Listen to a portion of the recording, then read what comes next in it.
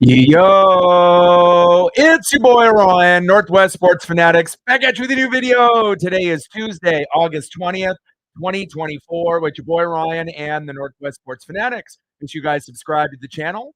Smash that like button either now or on your way out. Donate to your boy if you can. Cash App $ ORIONNWSF or the YouTube Super Chat right here. We got the Seattle Mariners versus the Los Angeles Dodgers. First pitch is going to be here in roughly 10 minutes. So let's cue up the music, take a look at the thumb, and I will get into the starting lineups. Happy Tuesday evening, everyone.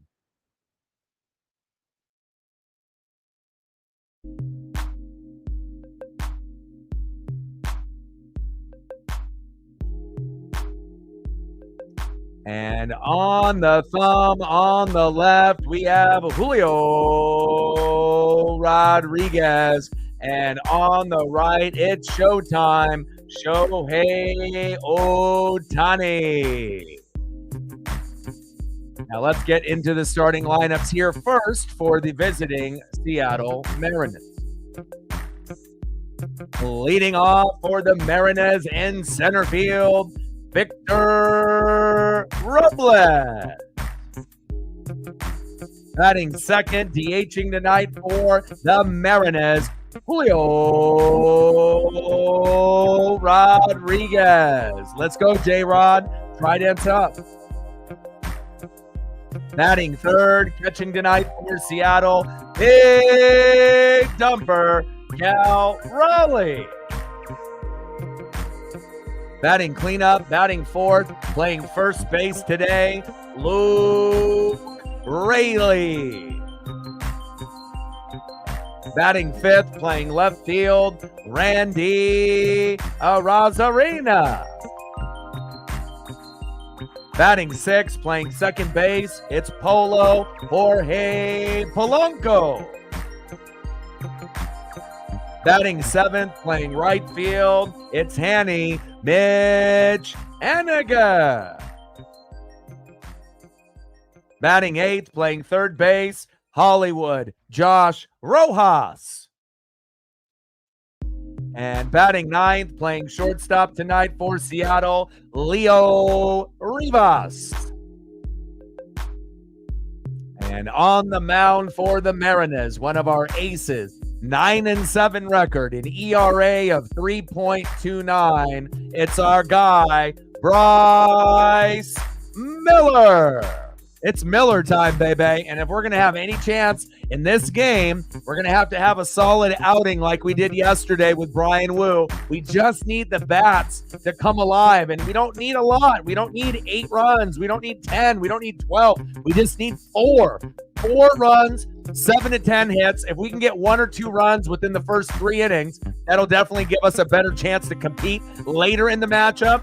Our bullpen hasn't been good as of late, but our starting pitching has been magnificent, and hopefully Bryce can hold it down against a lot of these studs in LA. And it is Teoscar Hernandez bobblehead night, so I imagine Teoscar will have a good day. He may homer once or twice tonight since it is his bobblehead night, but there may be, an opportunity for us to be able to shut him out or minimize the damage and maybe have a 1-for-4 kind of day instead of an 0-for-4 kind of day. Now let's get into the starting lineup here for the home Los Angeles Dodgers. Leading off for the Dodgers, DHing tonight for Los Angeles, it's showtime, Shohei Ohtani. I see you, Showtime. Batting second, playing right field, Mookie Betts. Batting third, playing first base, Freddie Freeman. Batting cleanup, batting fourth, playing left field on his bobblehead night, Teoscar Hernandez. What's good, Teo? Batting fifth, playing second base, Gavin Lux. Hit us with that homer last night against Brian Wu, and it definitely hurt. Batting sixth, catching tonight for the Dodgers, Will Smith. Batting 7th, playing third base, Mad Max Muncy. And Jimmy Garcia came in, and Muncy said goodbye, and a 2-run jack by him as well. It's not always going to be Ohtani, Betts, Freeman, and Hernandez. Sometimes it'll be guys like Lux and Muncy that'll win the game, and those are the 2 guys that produced the home runs that ended the game at 3-0. Batting 8th, playing shortstop for the Dodgers in his first game last night, Tommy Edman, a former Cardinal, and hopefully there'll be more opportunities for him for the photographers so we can get a better photo than this. And batting 9th, playing center field, our former Kansas City Royal, Kevin Kiermaier.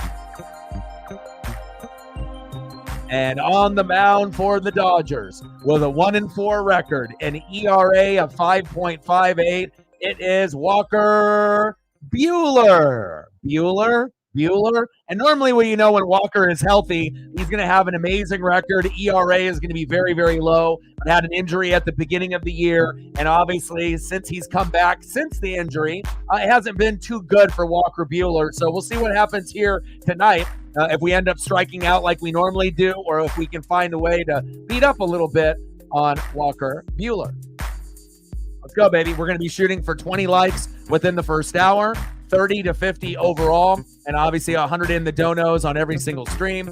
Fantastic night last night. Had over 1,000 people in the stream. Hit 230 in the dono train yesterday, and had a good amount of likes as well. And also, like I mentioned multiple times on the stream, make sure you guys are taking care of your mental health. Addiction, depression, anxiety, these are things that a lot of us go through on the daily or have in the past. So if you're slipping into the darkness a little bit, make some minor adjustments to your daily routine, hold yourself accountable, eat healthier, exercise more, listen to music, spend time with friends and family and your pets. And if you do these basic things, you'll come out the other side a little bit quicker, and you can help yourself win the day.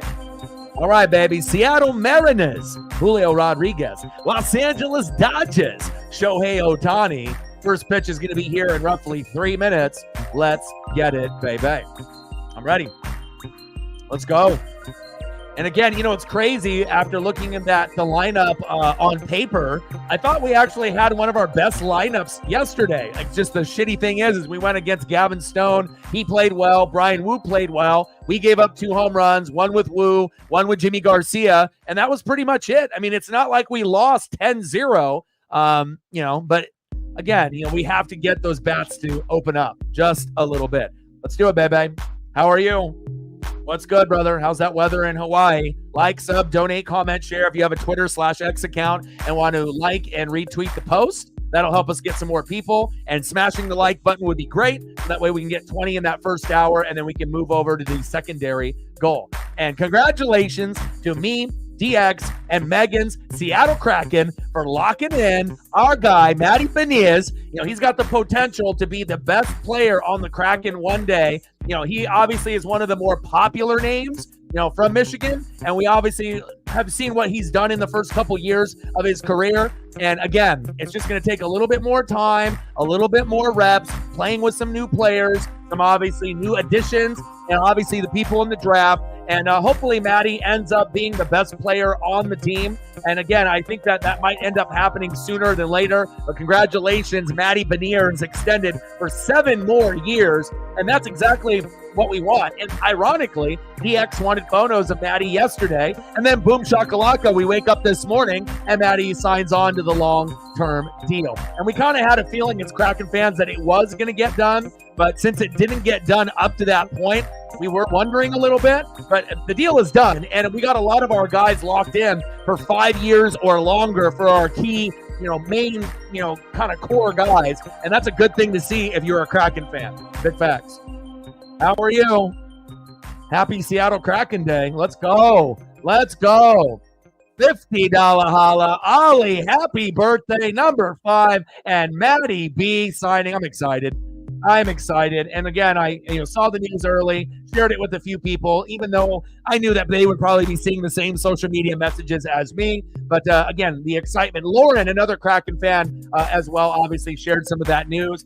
Stacks on stacks. Racks on racks, little Cactus Jack, bang, bang. Let's go. Happy birthday, Ollie. And then to a little love, obviously, for our guy right here before the game gets into the first couple pitches. We got to make sure we put that Kraken logo up in the top right. And we got to make sure we're acknowledging our guy, Matty Beniz. And again, he had a really good rookie year. Last year in his sophomore season, it was a little bit of a slump, but you could have said that for a majority of our guys. Bjorkstrand, Matty, there was a few of the guys that played better in 2022 compared to 2023, but I definitely think that, he'll be getting better as time goes on. Thank you so much. We're at 50, and again, 50 to go to be able to hit the first goal of the night. First pitch from Bueller to Victor Robles for a ball, 1-0 pitch. Ryan in the building, what's good? How are you, brother? How is the family? How is the baby boy? Robles on the 1-0 pitch, all the way there to Kiermaier. One away. Too easy there. Come on, Robles. We need you to get started early and often. And when Victor gets going and gets a hit in one of his first two at-bats, it typically leads to a Mariner victory. He goes with a pop-up and an out to center field in his first at-bat, but hopefully he can go 2 for 4 tonight. Next up, DHing for the Mariners, Julio Rodriguez. Bring that electricity, baby. Let's go, Julio. Bueller, Rodriguez, Julio swings at a first pitch strike. Same spot for Kevin Kiermaier in center fielder, the former Royal. 2 away. Come on, Mariners. You got to be better than that. And again, these guys are going to be swinging at first pitch and second pitch strikes. They're going to be very aggressive. Sometimes it works for us, and other times it does not. Next up, big dumper, catcher Cal Raleigh. And I do have a feeling that Cal may homer today or tomorrow. If he homers today, I kind of feel it might be later in the game, 6th inning and beyond. But I feel like tomorrow, if he plays, if it's not like Mitch Garver playing for him at catcher and he has the day off, if he plays tomorrow at DH or catcher, maybe tomorrow will be the day that he gets the home run. But he's got the ability to hit 2 in one game from the left and the right. He's leading the Mariners in 2024 in ribbies, 78, and home runs, 24. Cal Raleigh, there we go. Hit it down towards that third base line. Go, big dumper, go. Yes, sir. Sliding into second, safe. Yes, sir. Nice job, big dumper. And way to start it out in the first inning with a sliding double by our guy, big dumper, Cal Raleigh. Nothing that could be done by Max Muncy at third. Nice job, man. Fuck yeah. Next up, first baseman Luke Raley.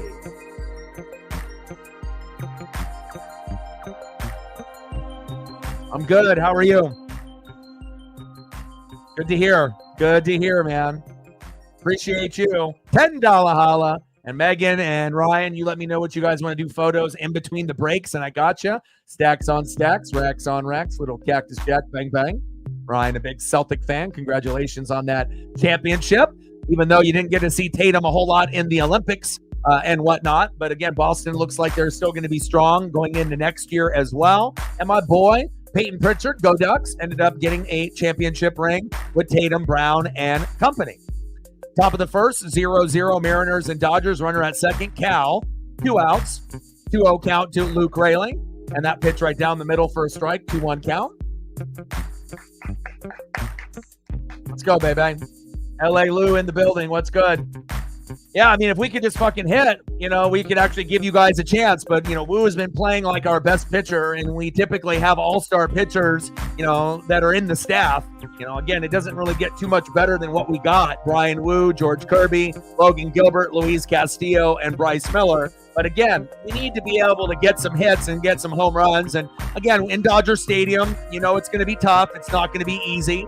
Even when you guys have bad pitchers that have bad records or guys that are filling in, you have an all-star caliber lineup. And again, we just got to find a way not to be the guy that has the lowest batting average as a team, the team that strikes out the most, even though I noticed in the stat column, the Dodgers have 4 more strikeouts at this point going into the game than the Mariners do, even though the Mariners had over 1,000, but the Dodgers are there as well. But the difference is the Dodgers actually can hit and the Mariners cannot. So GG, good luck here today and tomorrow, and hopefully it ends up being a competitive matchup and you guys just don't absolutely obliterate us here in this sweep. That might happen. I hope not, but we'll see. Next up is Randy Arozarena. Go Randy. Randy's been a little cold as of late. Hopefully that bat will be able to heat up. We're at 60, 40 to go. Let's go, baby.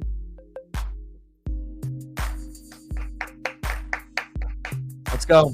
Top of the first, 0-0, Mariners and Dodgers. Yeah, and DX, I can throw up some more cracking photos for you and Megan and Maddie for yesterday as well. No worries. Top of the first, 0-0, Mariners and Dodgers. Runners at first and second. Pitches in the zone. One more strike. 1 ball and 2 strikes to Randy Arozarena. Let's go, baby.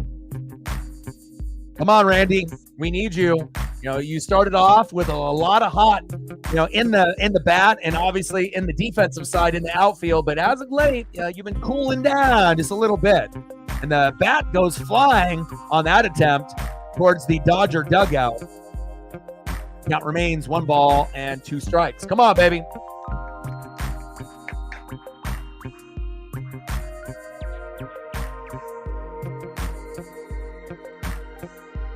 So,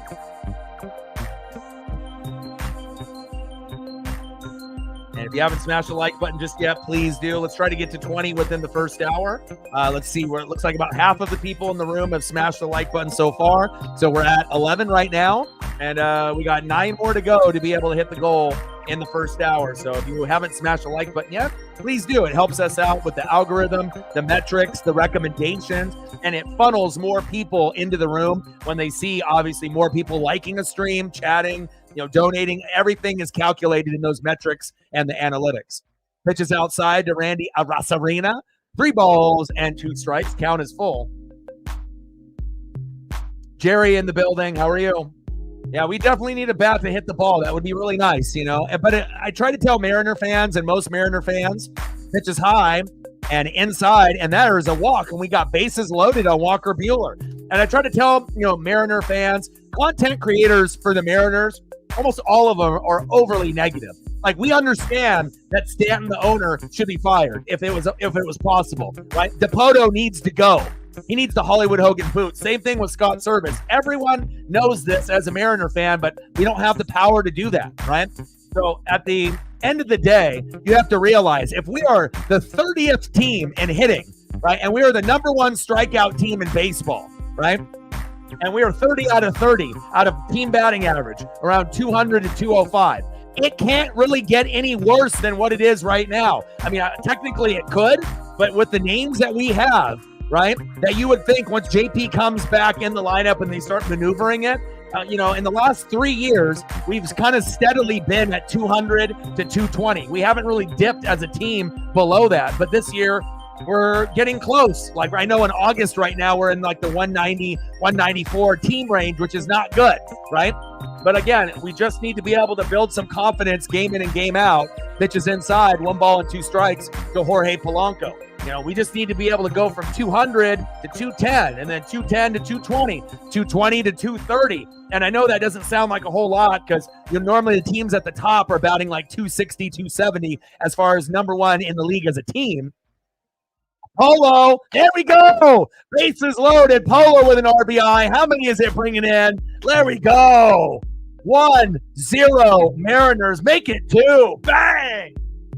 There we go. And there's half of the runs that we needed, obviously, yesterday. We need to get to 4 runs, 7 to 10 hits, and Walker Buehler hasn't been the same pitcher after coming back in the rehab from the injury. This is not the same Walker Buehler that's going to be able to get 8, 9, 10 Ks easily prior to the injury, and we're finding a way to beat him up. And thankfully, we're going to hopefully make this a competitive series. Remember, 1-4 record, ERA of 5.58. But again, we've also gone against pitchers that are like 0-10 in ERA of 11, and they've still gotten 10 strikeouts on us. So again, great start for the Seattle Mariners. A shaky start for Walker Buehler. Next up is our guy, right fielder, Mitch Haniger. Let's fucking go, baby.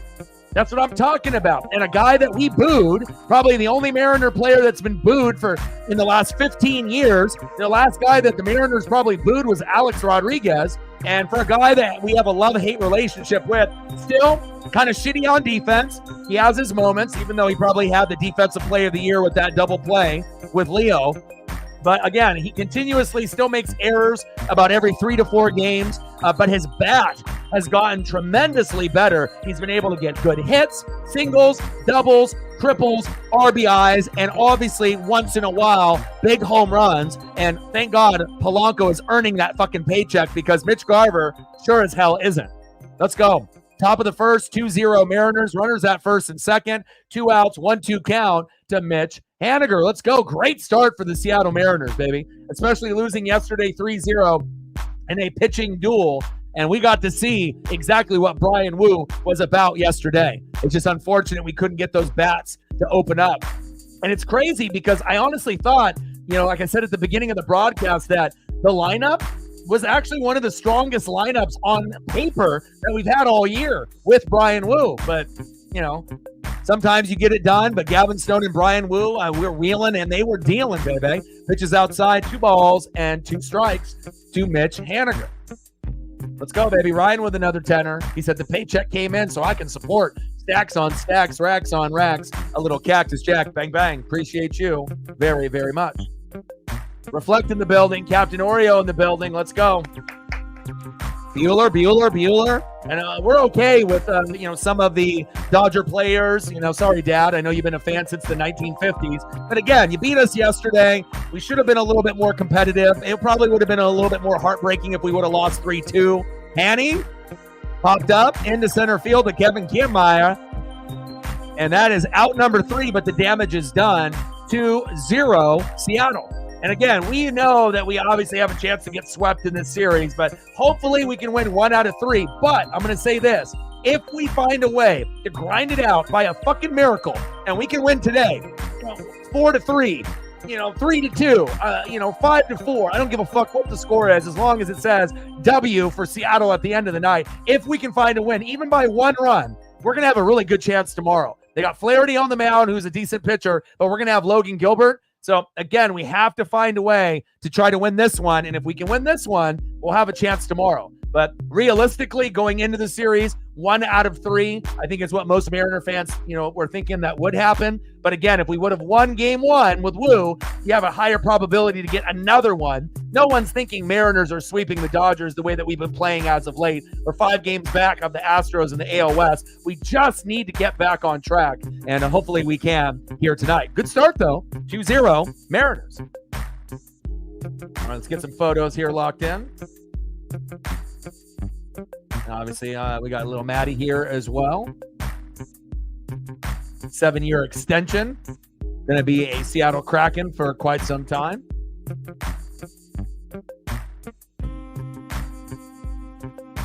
Let's go, Maddie. Great news for Kraken fans. Let me see if I can get some other photos here.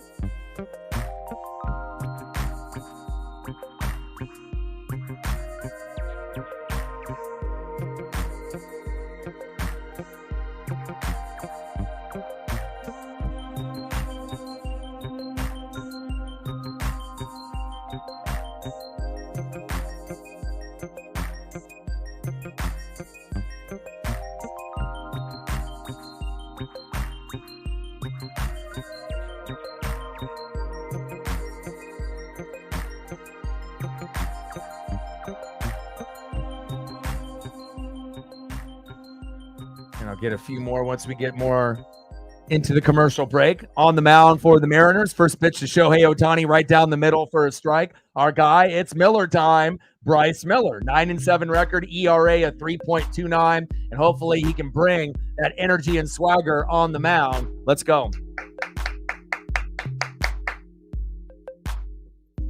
I got you. I'll have to sprinkle them in. Obviously commercial breaks don't typically last too long, but I'll sprinkle them in as quick as I can. And then we'll obviously get into Ryan's as well. And then we'll get a few more Kraken stuff for DX too.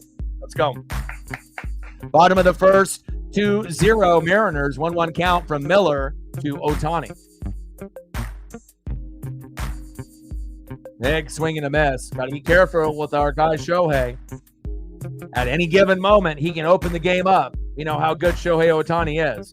Him and Aaron Judge are the two best players on planet Earth right now, and it's not even close. Even though there's other really, really good players, but they're not as good as Shohei or Aaron Judge.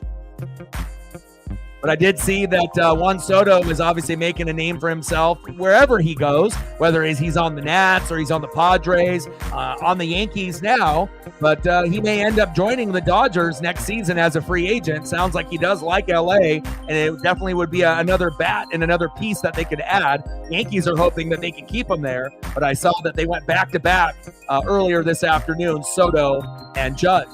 1-2 pitch. Pitch is high and outside. 2 balls and 2 strikes to Shohei Ohtani.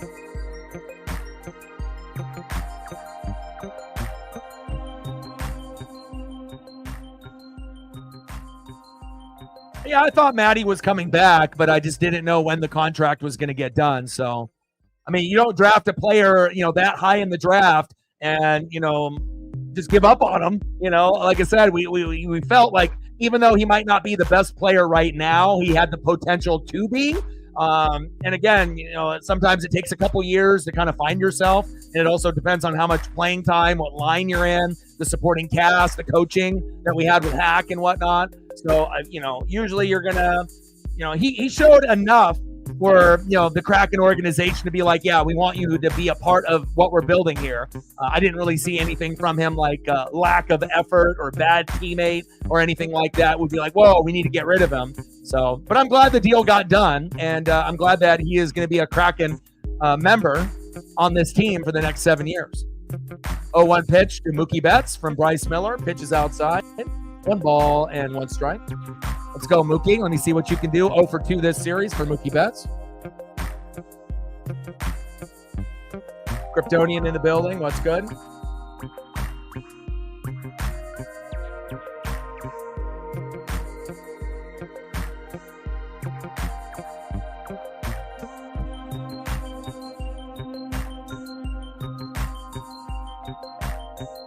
That fractured left hand that Mookie had, JP got the same type of treatment. You got to be really careful with all of these pitchers. A lot of players have been injured on the wrist and on the hand this year. 1-2 pitch to Betts. Pitch is low and at the dirt. 2 balls and 2 strikes to Mookie.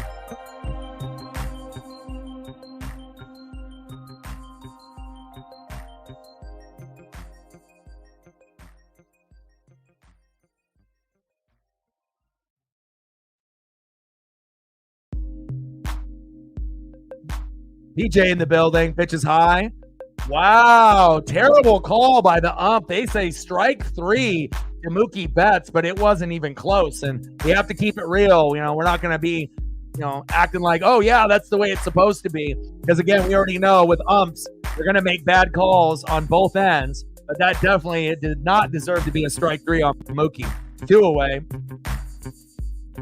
Next up for the Dodgers, first baseman, Freddie Freeman.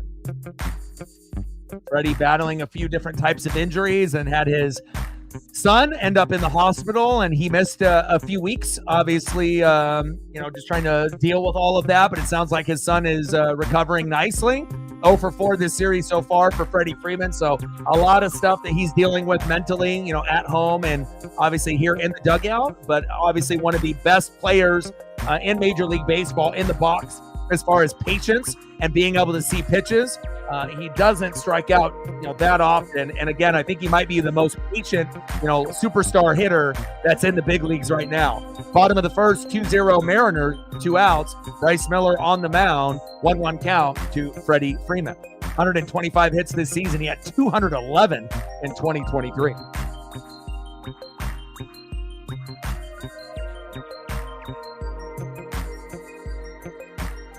Yeah, Turbo on the block would, I would love to be able to keep a lot of our core guys, especially, he's like the enforcer.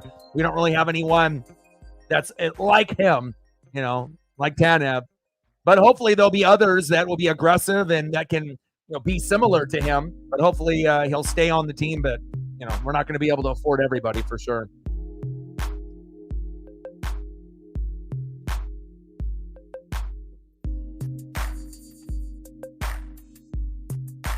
Two-two pitch. Pitch is inside. 3 balls and 2 strikes to Freddie. Yeah, That's true.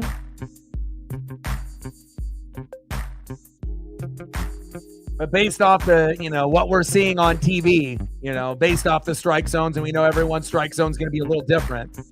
Freeman down the line, and that is a ground rule double. What a hit by Freddie Freeman. Nice job, Freddie.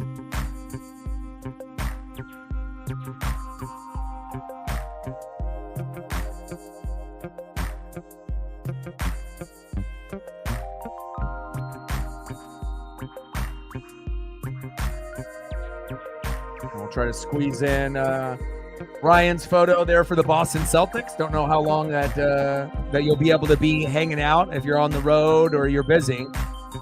But we'll get Ryan's photos up if he's got to go. And then we'll get more of Megan's photos, as well as anyone else that throws down on the dono train. Bottom of the first, 2-0 Mariners. Runner at second with 2 outs. 1-0 count to Teoscar Hernandez. The former Blue Jay Mariner having himself a great season here in LA. And tonight is his bobblehead night at Dodger Stadium. So some extra incentive for Teoscar to go for a home run or a big RBI here tonight on his bobblehead, as they're showing it on the screen. Very cool.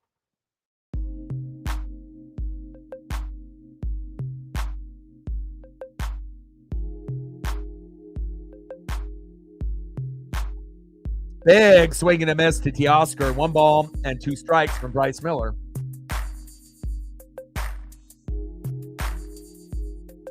Go, Bryce.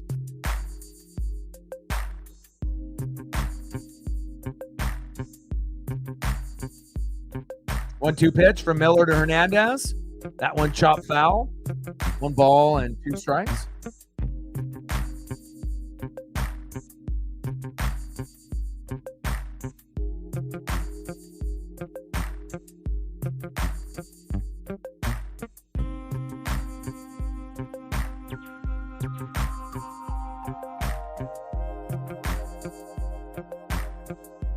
Top foul behind the count. 1 ball and 2 strikes. All right, looks like we're 4 away from hitting the goal. We're at 16. If you haven't smashed the like button just yet, please do. Trying to get 20 within the first hour, 30 to 50 overall. Only 4 more to go to hit that first goal. Bottom of the first, 2-0 Seattle. Runner at second with 2 outs. Miller, 22 pitches in. 1-2 pitch from Miller to Hernandez. Pitches outside, crushed foul again. Teoscar trying to give as many souvenirs on his bobblehead night to the Dodger fans. There you go. That fan is happy.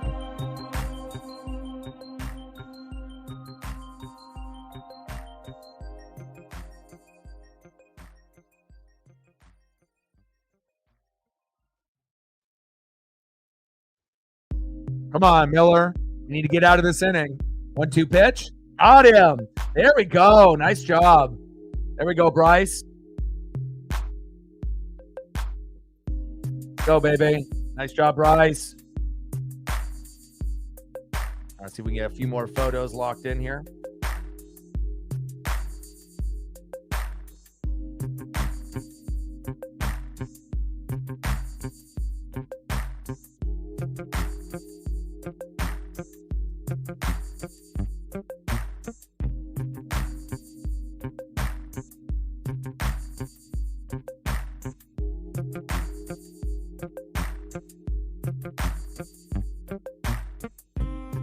Hopefully I'll get at least one that'll convert. I know we tried this before. See, I'm 0 for 2 so far, but hopefully there'll be at least a couple. 0 for 3. They're like, I don't know if we're going to let you.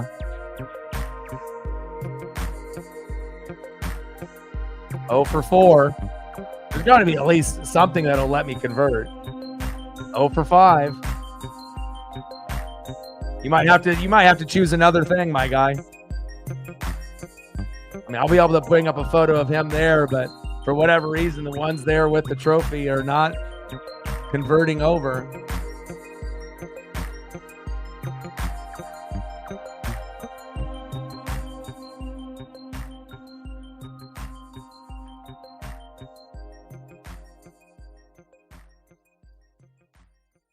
Let me see. Let me keep looking.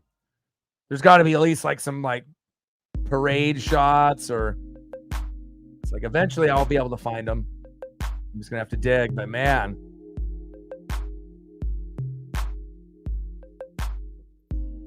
Finally, after like 10 photos, we got one. And then we got another.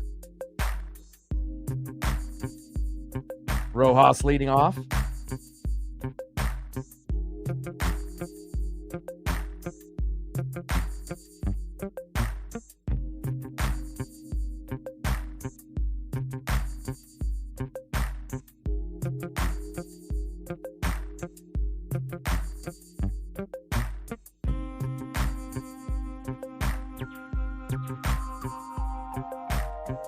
Yeah, I don't know, man. For whatever reason, not a lot of them are converting. I went through like 12 photos, and then you only had 2 that went over. So I don't know what the internet's got against the Celtics and Tatum in the trophy, but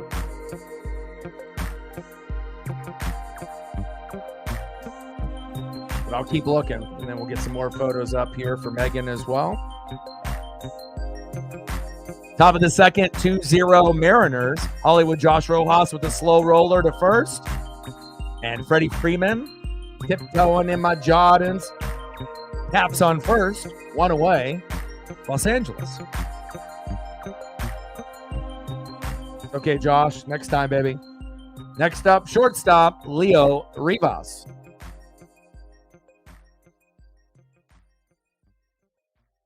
But Ryan, if you're still in the room or when you yeah, I see that. If you got something else that you want to be able to see besides Tatum and the trophy, like if you're getting that specific, like I can find Tatum photos, but again, anytime you get like uber specific, like, oh, I need to see the Iverson crossover move again this particular game, you may or may not be able to get good quality photos of that particular thing. But there we go. Rivas with a nice single to right field. But, if you give me like a general, person like Tatum, I'll be able to do that.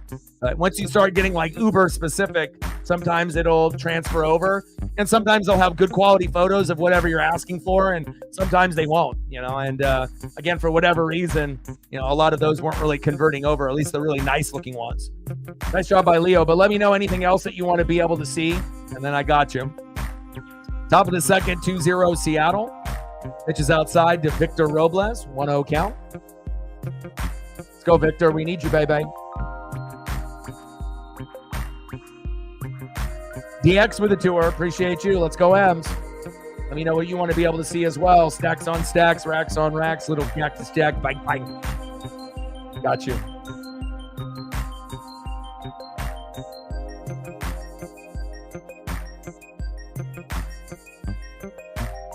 Yeah, obviously if you watched him play, it's going to be a type of style of play, and obviously there's a lot of competition on that roster, and there might be a little animosity. There typically, is, when you end up getting a coach, from a rival team like the Warriors and Kerr, and sometimes you don't get to see, your particular players get to play. It's just like the Mariner players going to the All-Star game, right, with Logan Gilbert. Not only him, right, but Andres Munoz in the last 2 years. We've had all-stars from the Mariners, but we've had managers, Dusty Baker and Bruce Bochy from the Astros and Rangers representing the American League, and they pretty much gave the middle finger to the Mariner players and said, guess what? You made it, but we're not going to play you. Little slow roll bunt. There we go. That bunt, reflect. I'm telling you, man, that ESP, all they got to do is start listening to the hardcore fans. We know what will work for this team, especially if we strike out as often as we are.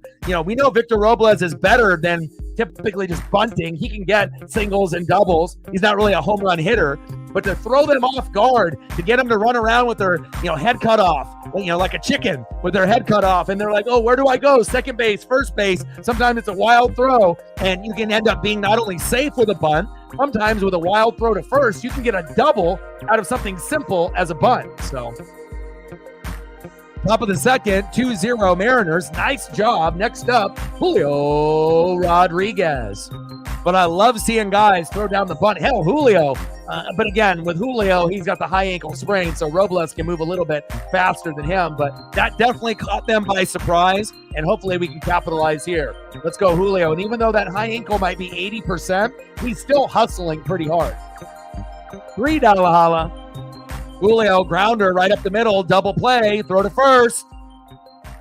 And he's out. Stacks on stacks, racks on racks, little cactus jack, bang, bang. Captain Oreo with the doll hair. Appreciate you, my guy. Stacks on stacks, racks on racks, little cactus jack, bang, bang.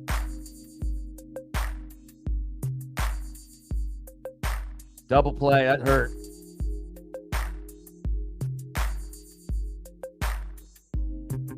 Let's try to get some more photos kind of scooped in here.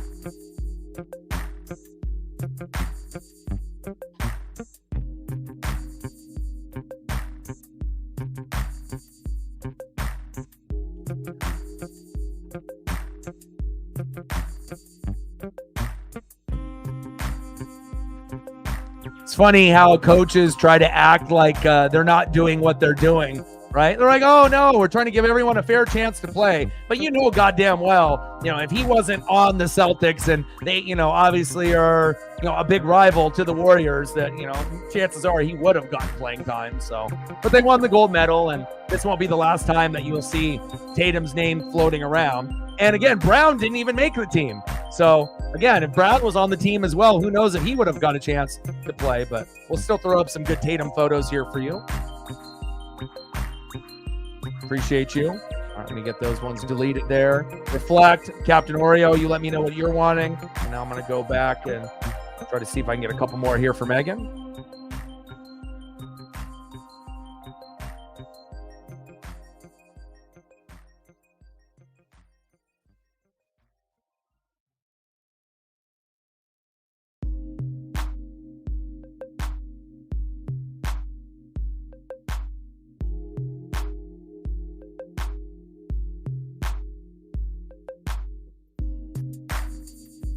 Bottom of the second, 2-0 Seattle.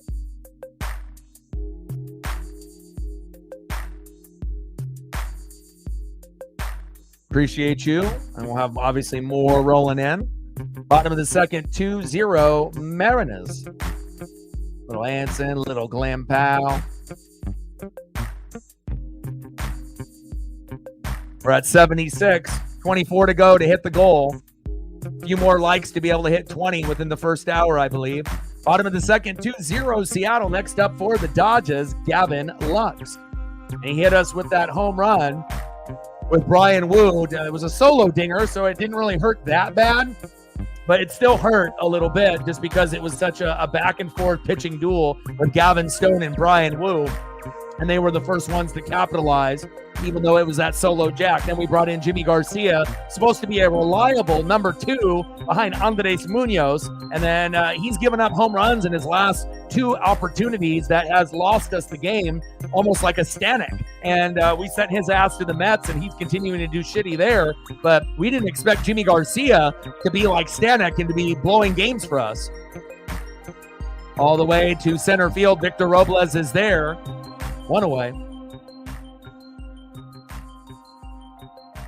Next up for the Dodgers, catcher Will Smith.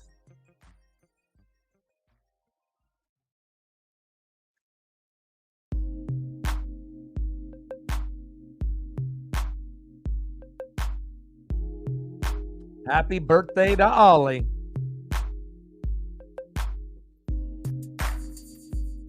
Okay, I like it.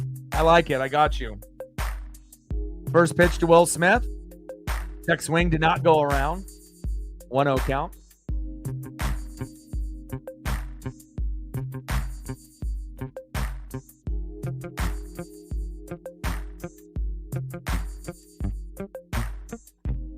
Chopper. Rivas is there. Throw to first. Luke Raley. 2 away. He's like, we want the good luck now. We don't want to wait until we're down, 5-2, and then we need to rally at the end of the game. Sometimes we got to get the Mariner Moose out early. I like your style, Captain Oreo, and hopefully we can add on to this lead. Good thinking. Appreciate you. Hell, Mariner Moose, he works from home too. Or he might be at the ballpark. Go Mariners. Let's go. Next up, Mad Max Muncy.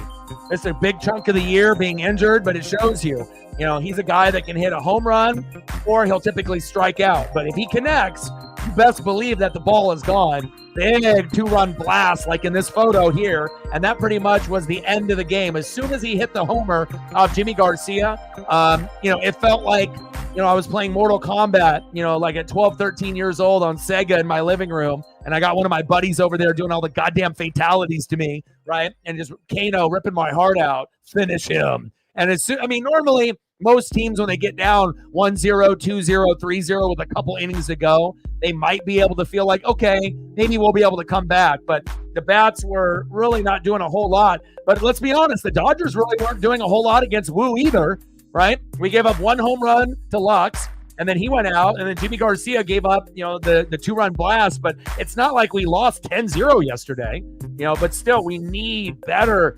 production. And I don't know what needs to happen. Well, I know exactly what needs to happen. Bye-bye Stanton, bye-bye Dipoto, bye-bye Service. Let's get some new batting coaches like Ichiro there every day working with these guys. And then maybe we can turn it around. But it's not looking too promising for the Mariners' chances at this point today that we can make the wild card, but I've seen crazier shit happen. We just need to get on a hot streak, have the Astros hit a wall, and then we can catch up.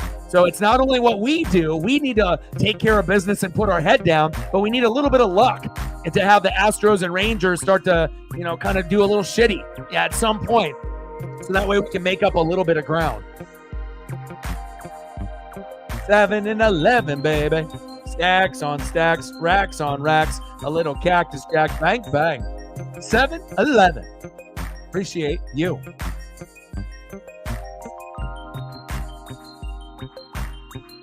Oh, yeah, D-backs are hot for sure. They're going to be kind of like the Padres if they get in, and they're healthy. I don't think a lot of people want to play teams like that. It's like you see the Dodgers and the Phillies and, the Braves, and the Brewers, the main ones, but then you got to always worry about those teams that are kind of floating under the radar, like the 5th and 6th best team. You never know what you might be able to get out of that team at that particular time. I wish the Mariners were playing better than like the Mets or the Red Sox, but that's kind of our equivalent right now. We were playing like the Yankees and the Orioles and the Guardians and the Royals and the Twins for a little bit when we were on our win streak, but as of late, we have fallen all the way back behind a lot of the other wild card teams, and we're kind of stuck, with the Mets and the Red Sox, where both of those teams have an above 500 also, but they're very inconsistent like us. Sometimes they play good, sometimes they beat teams that they shouldn't, but a lot of times they end up losing to teams that they should beat, and that's why they're in the position they're at right now at this point of year. But I still believe. I know it's tough. And again, being a Mariner fan isn't easy. But again, being negative on every comment or every single opportunity isn't going to make shit better either. And you got to think, with everything that's been going bad for us, it can't get any worse than it is now. The pitching is going to be great. The bullpen can get better. And the hitting can get better. We're not going to dip down to be 150 batting average as a team. We're still going to be around 200 to 220. And that's been around the same number for the last 3 years. We just need our players to be able to get hot. And I do truly believe when J.P. Crawford comes back, that'll give us a little punch in the arm that we need to get back on track. Bottom of the second, 2-0 Seattle. But a good way to be able to get back, on kind of the thick of things is if we can win the next 2 games and win the series against the Dodgers and have that carry over to the Giants, try to win 2 out of 3 against them, and then the Tampa Bay Rays, and then the Angels, and we just need a little bit of momentum. Tommy Edman popped up into center field, and Victor Robles is there. There we go. Nice defense by the Mariners.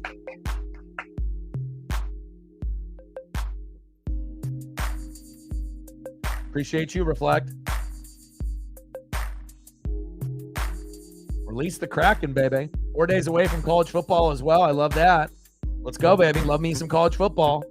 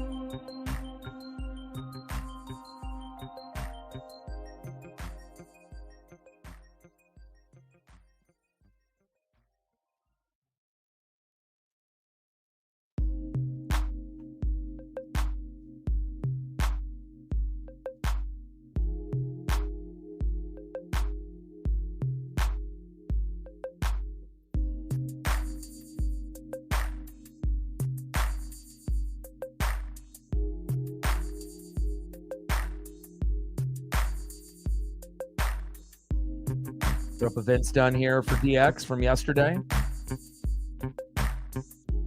as well as Megan and a few others that we represent the Kraken. Nice base knock there right out of the gates from Cal Raleigh. Cal Raleigh hot, man. Let's go. 2 for 2 day already. Nice job, Big Dumper. We'll get into more photos once we get into the commercial break. First pitch strike. Cal all over it, baby.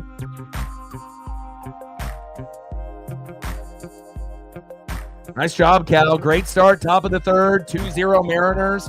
Even though Victor Robles hasn't been able to get it going, at least Cal Raleigh is 2 for 2. And maybe that late inning heroic home run will happen either today or tomorrow. Let's go. Nice job, Cal. Next up for us, it's Rails. It's Nuke Rayleigh. Let's go, baby. Let's go, Luke. Love Luke's hustle. And that's why him and Cal are really good buddies. You know, it's all about that work ethic. Let's go, baby.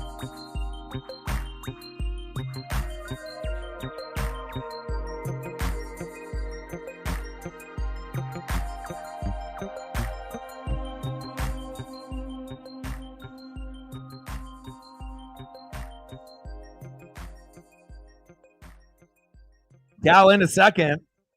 Safe. I think he's only been thrown out once this year. There we go. And Cal's putting up those, high-end numbers. You know, he seems like if he keeps on this type of pace, gets that batting average up, you know, he might end up being the catcher of this generation. You know, there's always going to be guys like Adley Rutschman that's going to be more popular. But if Cal keeps putting up better numbers than Adley Rutschman, you can't ignore it. I mean, he's already got the best nickname in baseball. Now it's just about, being consistent year in and year out, offensively, defensively. And the thing that I love about him the most is his leadership and what he means to the pitching staff. Because if we didn't have a good catcher, our pitching staff would not be this good. 100%. I mean, imagine having Mitch Garver being the everyday catcher with this pitching staff. You think we would be as good as we are? Hell no. Top of the third, 2-0 Seattle. Runners at first and second. Next up, Randy Arozarena. Let's go, Randy. Go, baby. Bring that electricity, baby. First pitch to Randy from Walker Buehler. Buehler in the zone for a strike. 0-1 count. We're just approaching the 1 hour mark. If you haven't smashed the like button yet, please do. Like, sub, donate, comment, share. Everything matters. We only need 3 more. Thank you to whoever that was. Now 17. Thank you again. Now we got another. Now we're at 18. We need 2 more out of the 6. And then we'll be at 20 on the channel. Let's go. 2 away.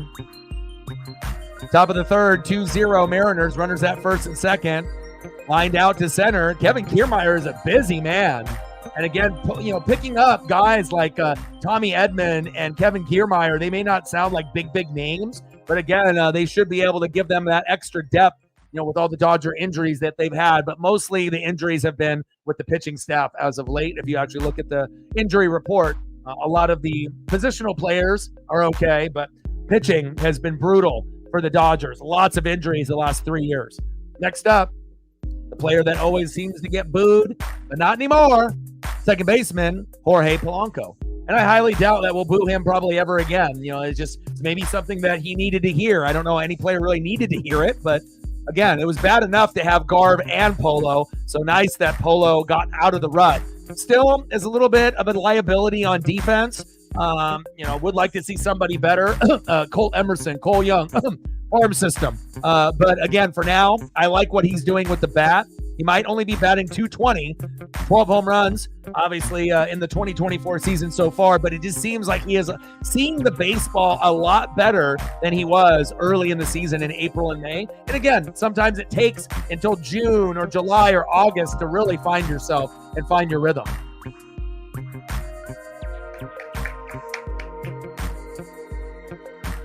Top of the third, 2-0 Mariners. Runners at first and second with one out. 0-2 pitch. Into the dirt by Walker Buehler to Jorge Polanco. Count remains 1-2. And it's not like we think like Edman is going to be like the MVP of the team, formerly of the Cardinals, or Kiermaier from the Royals. But, sometimes it's those like, middle of the pack guys or role player type of players. Also another guy I like, Kike Hernandez. He's a utility player that can play any position. And it's not like you're going to get a lot from him every night, but once in a while he'll give you some magic. There we go, Polo. Go, baby, go. Polanco, baby. Let's go. RBI City, Jorge Polanco. 3-0 Mariners, baby. Hell yeah, we're winning today. We're winning today. And if we win today with Logan Gilbert on the mound tomorrow, man, we got a chance for tomorrow as well. Let's go, baby. 11 multi-hit games this season. I like it. Polo doubled to center. Raleigh scored Rayleigh to third. Runners at second, third with only one out. And it's up next, right fielder Mitch Haniga. Another guy kind of like a Kike Hernandez. No one's going to expect anything from Mitch Haniger ever. So when he ends up getting like an unexpected home run or RBI, it definitely gets you out of your seat, because a lot of these guys, that are middle of the pack or on the bottom end, we have zero expectations. And when they end up doing something big, it ends up being monumental and huge in that particular game. Especially with Haniger, we had a chance to let him go, but we let Ty France go instead and deactivated him, and he got picked up by the Reds.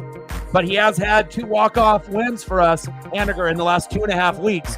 So hopefully that trend can continue. Top of the third, 3-0 Mariners. Runners at second and third, pitches high and outside. 1 ball and 2 strikes to Mitch Haniger.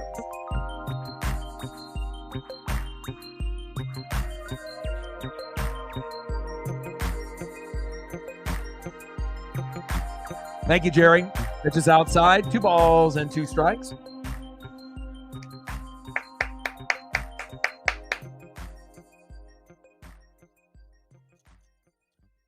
And I had to change, the bandana today. Figured we had to go to the old school look. Had to go the old school Griffey jersey. Something had to change today. 2-2 pitch. Fouled it off himself there. Count remains 2-2. Season with runners in scoring position, 222 average, 2 homers, and 31 ribbies for Haniger. And hopefully Mitch can find a way to help this team out. Let's go, Mitch. And I think there's one thing that we realized out of Haniger, he's just not an everyday player anymore. He's going to be a guy that will play once in a while, but most of the time he'll be kind of a bench guy that'll be utilized as a utility player, and they'll plug and play with him. Again, there's going to be a few other players that are going to be better than him in right field, including Victor Robles, Luke Rayleigh, if he's out there. There's a few other guys that might be able to play that position, but, if Haniger wants more playing time, these are the type of situations that he can come up big in. Then they're going to be considering him a little bit more often. We're at 84, 16 to go. Houston lost? Hell yeah. Hell yeah. But the bad thing is Boston won, and we're going to be battling them for a spot too. So Boston and the Mariners, and the Mets, we're going to be, kind of battling certain things out, as you're looking at, the divisions and whatnot. But obviously Houston being in the AL West, we need to catch up to them. So obviously if we had to choose one or the other, we want Houston to lose. Slow roller, dribbler, throw to first. Haniger, 2 away. Next up, third baseman, another individual that was very good in April and May, kind of the opposite of everyone else, but then has struggled as of late. But in the last couple weeks, has started to kind of put it together like Luke Raley. We needed, them to step up, and we've seen Luke and Rojas hit homers recently. And again, I think it was kind of affecting Hollywood's, his mental mindset and his mental health, because he started making errors at third. And that's not a player that typically makes errors at third. It's like Eugenio Suarez. When he went on a little bit of a slump, sometimes things would get a little sloppy at third defensively. And if you're slumping in the box, the last thing that we can, really ask from this particular player, we can't have you slump defensively also. Then you end up being a liability, and then we need to replace you with like Dylan Moore at third or someone else. So hopefully Rojas can pick it up. 0-1 pitch to Hollywood. Slow roller to first. And that one stays fair. We leave 2 stranded, but the damage is done. Congratulations, Cal Raleigh. Congratulations, Jorge Polanco. 3-0 Mariners. Where was this? Yesterday. Thank you, man. The toast. Astros lose, and we get a $16 dono. I love that, baby. Stacks on stacks, racks on racks. A little Cactus Jack. Bang, bang. Let me know what you want to do for photos. The toast, if you have something that you want to be able to see as well. Reflect on your previous dono as well. Megan, anything else that you want to see with your big dono, you let me know, and I got you. Thank you, Toast. And for the time being, I'll throw up some Kraken photos.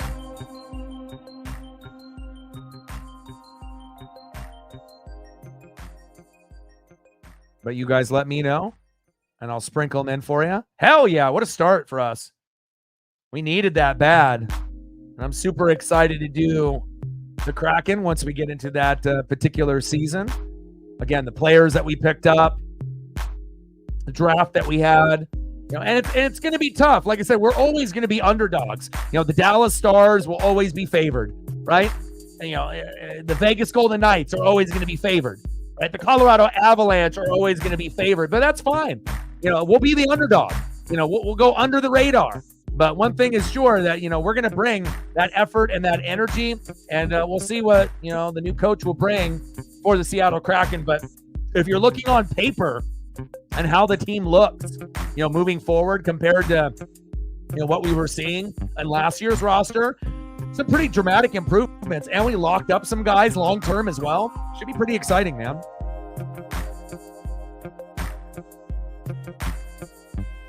Obviously, we need a little bit more consistent, goalie play, out of Grubauer and Joey Decord.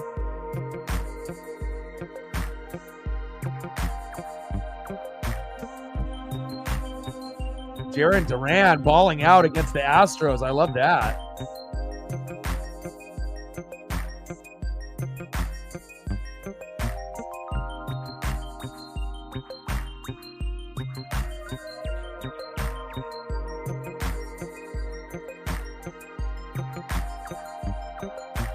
Next up is Kevin Kiermaier here for the Dodgers, the former Royal. Release the Kraken, defend the deep, baby. Great news if you're a Pacific Northwest fan. All right, Mariner Moose, keep it going, man. Captain Oreo says, I want to see the Mariner Moose early, not late. Hey, it's working. Let's go. Bring that electricity, baby. 1-1 pitch to Kiermaier from Bryce Miller. Fouls that one off. 1-1 count. Now 1-2.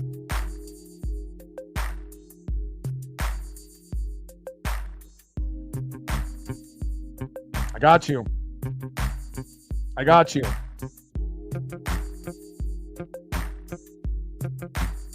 Check swing for Kiermaier. Did he go around? Wow, he did.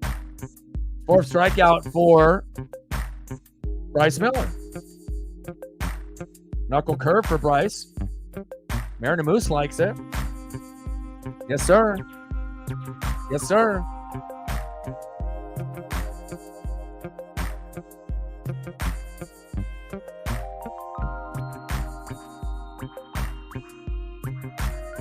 Shohei Ohtani, 39 homers, 37 steals. He's definitely going to be the part of the 40-40 club with Canseco and company. He's the man.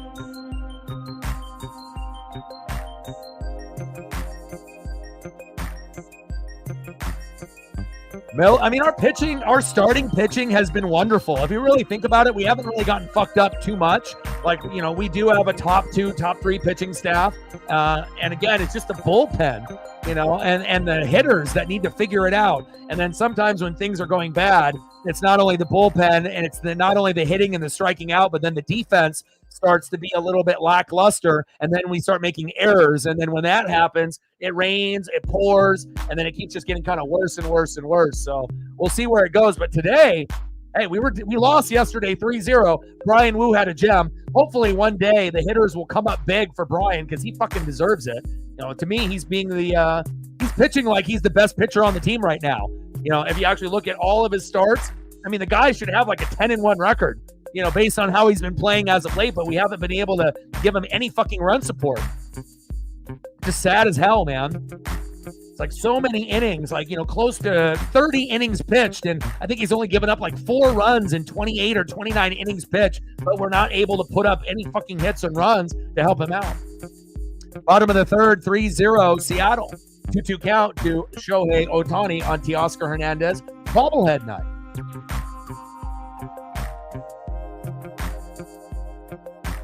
Let's go, Bryce.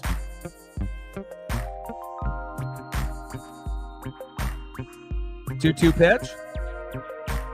Shohei Ohtani, line drive in between the center fielder and the right fielder, Haniger. Shohei showing his speed, going for 2, going for 3. Safe. Wow, look at Shohei Ohtani. He doesn't look like he's fast. He just looks like he's tall. And he runs like a gazelle, with those tall legs, man. And once he starts going, he's not going to be like a Ricky Henderson or an Ichiro. But for a guy that is 6'5", he's incredibly fast once he starts going. And not a lot of players, even that were short, would be able to turn this into a triple. But that's Shohei Ohtani for you. My goodness. Look at him go. Look at those strides. Unbelievable. That athleticism, representing Japan all the way. Man, I need some of those Shohei Ohtani genes myself. Golly, way to represent. Yeah, I definitely think Ohtani will fuck us up, today and tomorrow, but hopefully it won't be, big plays like grand slams or 3-run homers. Hopefully it'll just be, a little hit here, a little hit there, maybe a double here, single here. As long as it's not a bunch of RBIs and home runs, we'll be fine. Or if it is a home run, it's a solo home run, not a 2-run, 3-run, or grand salami, So it's Shohei. He's one of those guys, you can try to slow him down. And even though our pitching staff is fantastic, you got to think when he goes against the bullpen, he'll probably fuck them up. And Shohei tags up and decides, hey, not right now. Not right now. I'm not going to risk it for the biscuit there. We don't want to go home and get tagged out. Dodgers are trying to win this game. Dodgers are trying to sweep. Popped up there by Mookie Betts. 2 away. Next up, Hall of Famer, first baseman, probably the most patient baseball player in the box that I've seen in a long, long time, Freddie Freeman. Atlanta Brave great, Los Angeles Dodger icon.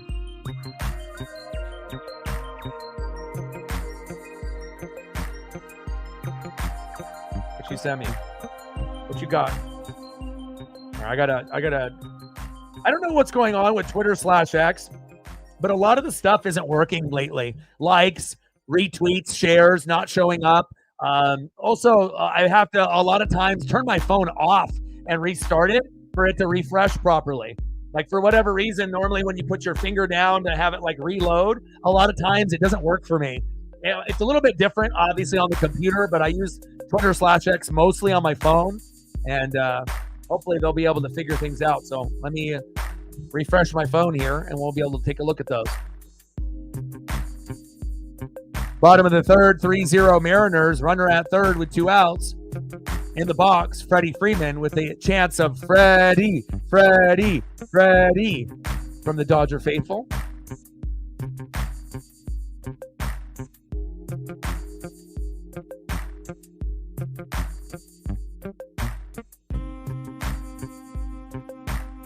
1-0 pitch from Miller to Freeman. That one chop foul.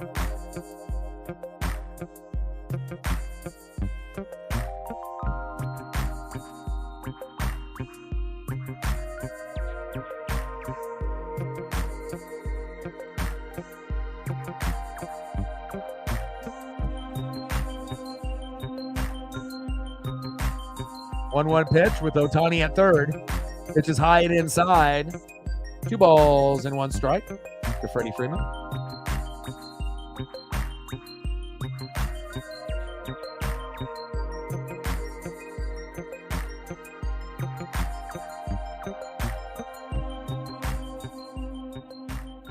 Two 1 pitch. Try to jam Freddie Freeman inside. Crushes that one foul. 2 balls and 2 strikes there to Freddie.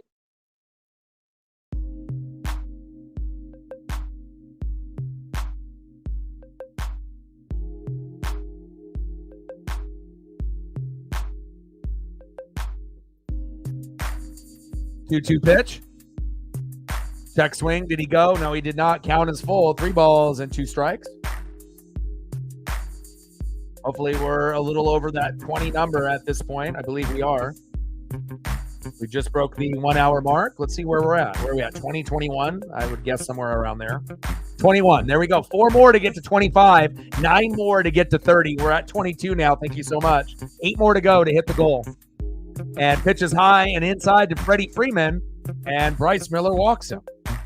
There goes Freddie to first. We got to be very, very careful here because you might end up actually wanting to walk Teoscar Hernandez in this situation, because if he ends up getting a home run, we're going to be tied up at 3, and then all that effort that we put out to be able to take this lead with Cal Raleigh and Polo will go down the drain. And it's his bobblehead night. Be very, very careful, Bryce Miller, on how you try to pitch Teoscar Hernandez. And if you're going to pitch him, you pitch him inside. You don't pitch him right down the plate or outside. He'll crush those. Jam him inside, like right there. You jam him inside, he's just going to be able to hit you a slow roller to third or to the shortstop for an easy out. But if you go right down the middle or high and outside, or low and outside, he's great at that. And he'll end up pulling that baseball for a home run or a double or an RBI. So hopefully we'll continue to jam him here. 0-1 pitch from Miller to Teoscar. Pitch is high and outside. Don't like that. 1 ball and 1 strike. Be careful, Bryce.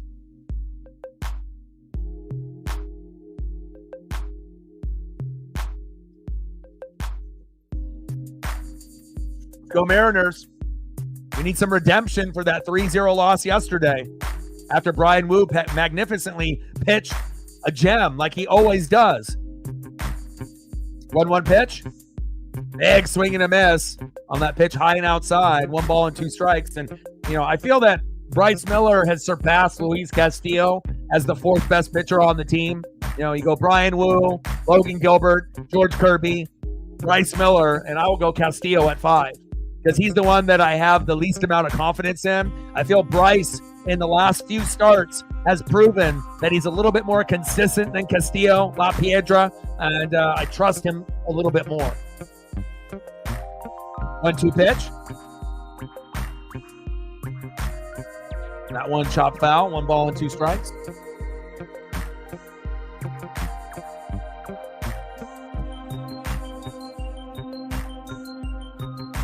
We'll be taking Paisley to the vet tomorrow. I'm not sure if she has like a bug or spider bite, but it's about the size of a dime. She's never been bit on her leg like that. So I know it's kind of precautionary, probably that it'll just go away on its own. But, you never know with, cats and dogs, especially if it ends up being like a tick bite and they have like Lyme disease. I don't want to take any chances on my Paisley pup. She's my world. So, and then she's got this little kind of skin growth that looks like a little tiny mole on her back leg. I don't think that's anything, but, hopefully it's not like cancer or anything crazy. So, it probably is just me, being the worried, dog father that I am. But, hopefully everything is good. I imagine it'll be a quick examination, 10-minute visit, and then they'll hand me a bill for $100 and say, hey, everything's fine. So, but I want my nerves to go away, and I just want my Paisley pup to be healthy. And then that'll give me some information on the next time she gets bit. I'll know what the veterinarian recommends, on what to do. And obviously, I've already gone to Google and all the different pet MD websites on what to do for certain bug bites and what to look for, pictures, remedies. But sometimes you just got to be able to take the pet to your vet, and that way they can give you a little extra information and bleed my pockets a little bit. 3-2 count. The Oscar pops up. Here we go.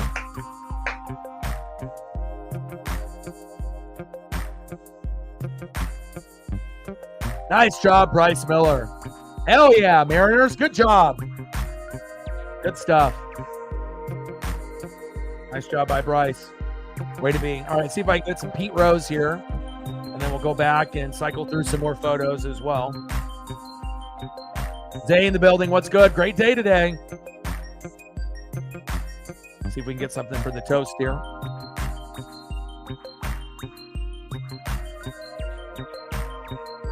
Charlie Hustle, baby.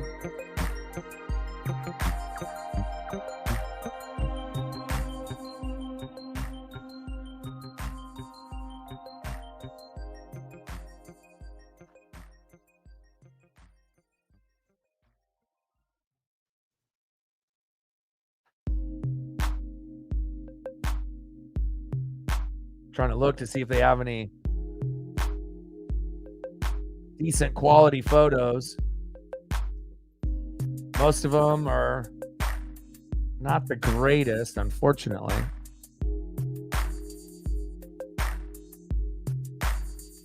And some won't fit the screen, but that's all right. At least as far as the sliding pose is concerned. Again, sometimes when it's like super specific, sometimes they'll format and there'll be lots of options. Sometimes, there won't be as many. But we'll still do our best to see what we have available.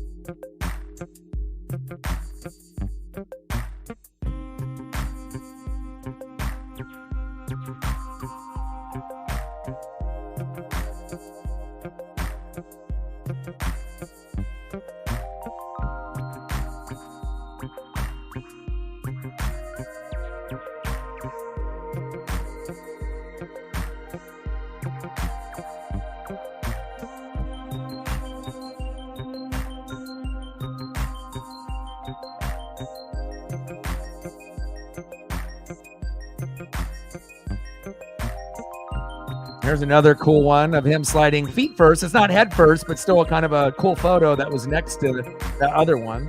Lots of black and white. Leo Rivas showing bunt, 1-for-1. And we'll get a few more. There's Joe Morgan there. Say, go down, he says.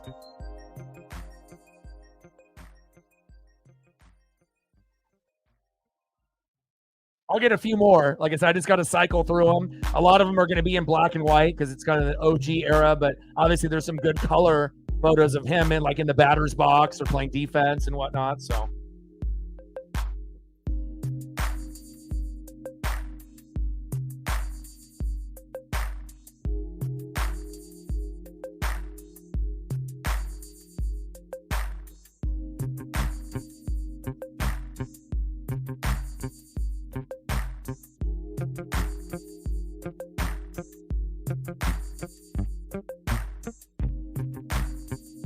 top of the fourth, 3-0 Mariners. Leo Rivas, big swing and a miss. See you later. And struck him out. And again, some of them are not going to be the greatest quality. The older the athlete is and the older the photos are. Some are going to be black and white. Some are not going to be HD, 4K type of stuff. But still, they're cool, especially if it's an old school player like that. So hope you enjoyed those. And I have a few more for you as well. Yeah, we can do Phillies, Rose, and Cincinnati Reds. We can do, whatever's there, for sure, man. Appreciate you.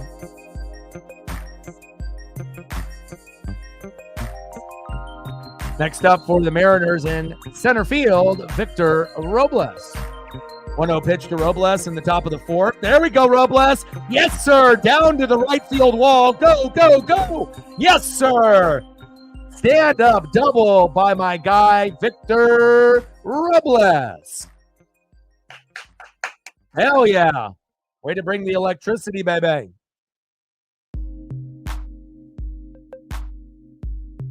Nice job, Victor. Next up for the Mariners, DHing in the 2-hole, Julio Rodriguez. Let's go, J-Rod. Don't necessarily swing at the first 2 pitches. You know what you like to do. Take your time, brother. Trident's up. Check swing. Of course, he doesn't wait. It's like if you put a bet on Julio swinging at the first 2 pitches, I mean, it's like 95%, no matter if it's a ball or a strike. Absolutely. Big swing and a miss behind in the count 0-2.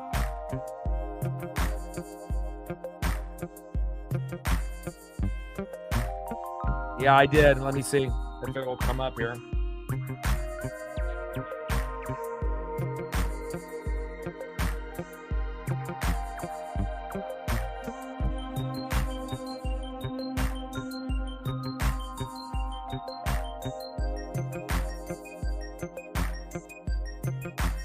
There you go. Yeah, those photos are definitely much clearer.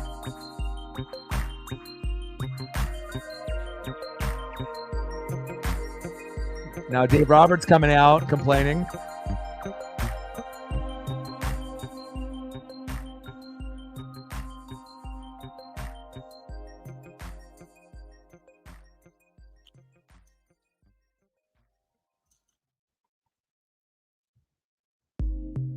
One-two pitch from Buehler.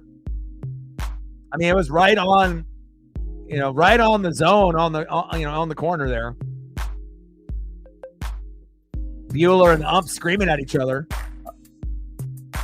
And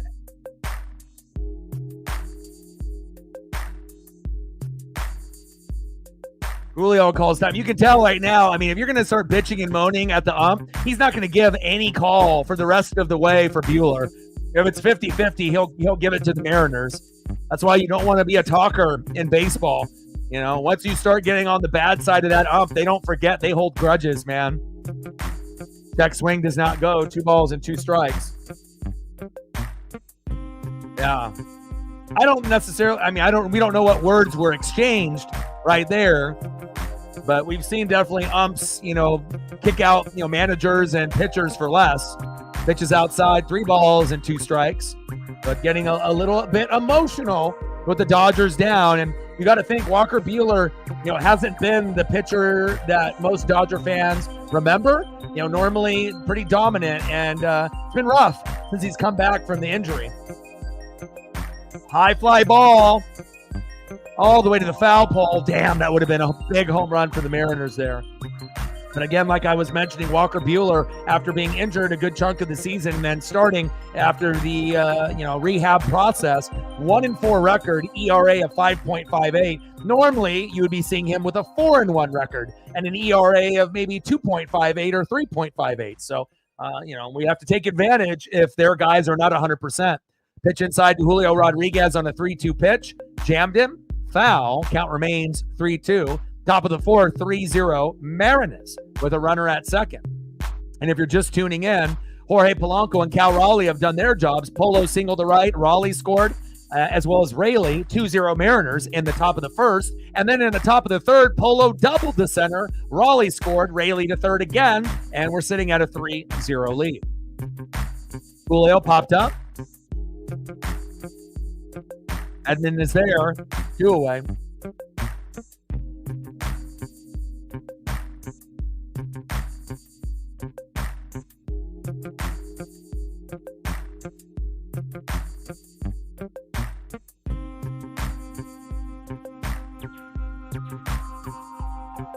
Next up, big dumper, Cal Raleigh.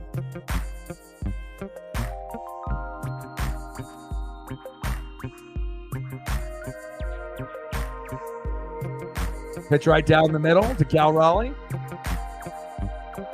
Already having a fantastic day, 2 for 2 with 2 runs. I mean, what a better way to be able to hit a 2-run jack right here and go 3 for 3. That'd be great. But again, I'm not really sure. I didn't feel that he was going to hit a home run yesterday, and he didn't.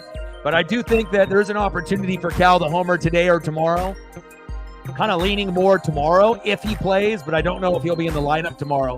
Like if they'll have Mitch Garver be the catcher tomorrow, or if Cal will be just the DH and not the catcher. We'll have to wait and see. But Cal always has the ability to make big plays. Little slow dribbler to first base, and he's out. We leave one stranded at second, but hey, the damage was already done. 3-0 Mariners. Walker Buehler and Julio in the ump beefing a little bit.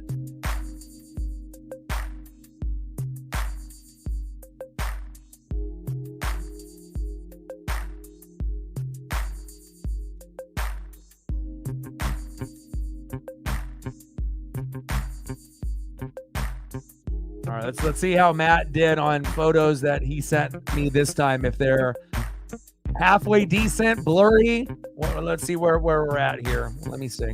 Where are we at? How are we looking?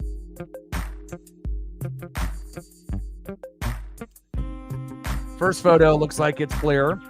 And he was mentioning this would be something there for Ollie.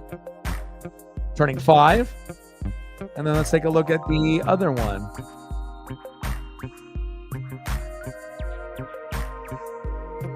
I mean, that one's a lot clearer than some of the other ones. And this one, it's 447 by 364 on this other one, and it definitely looks, kind of blurry. See? She's a blurry girl, my guy. You got to be able to type in HD, when you're looking stuff up, like Tay-Tay, HD photos, not just regular. A lot of them are going to be too blurry, my guy. Tricks of the trade, man. Got to know how to find the good photos. I mean, imagine if I showed blurry photos all day and all night. Wouldn't be good.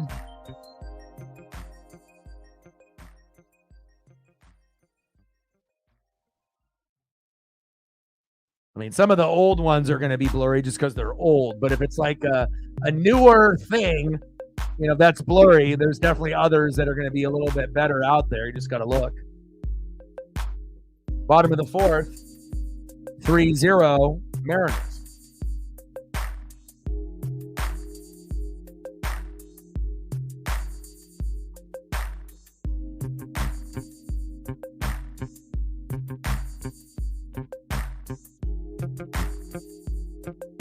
Hitting the toast up with a few more Pete Roses.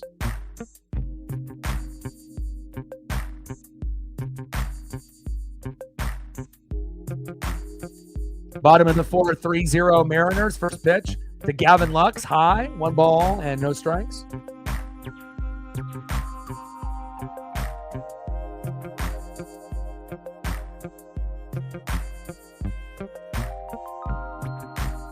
A little bit sharper of a photo there. That one chopped foul. 1 ball and 1 strike. There we go.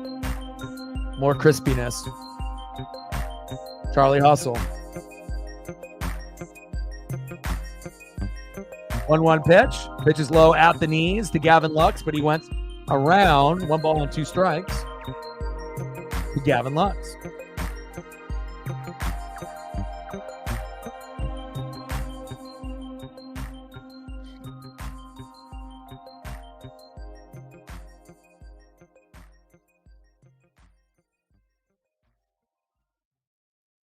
Pitch is high, 2 balls and 2 strikes.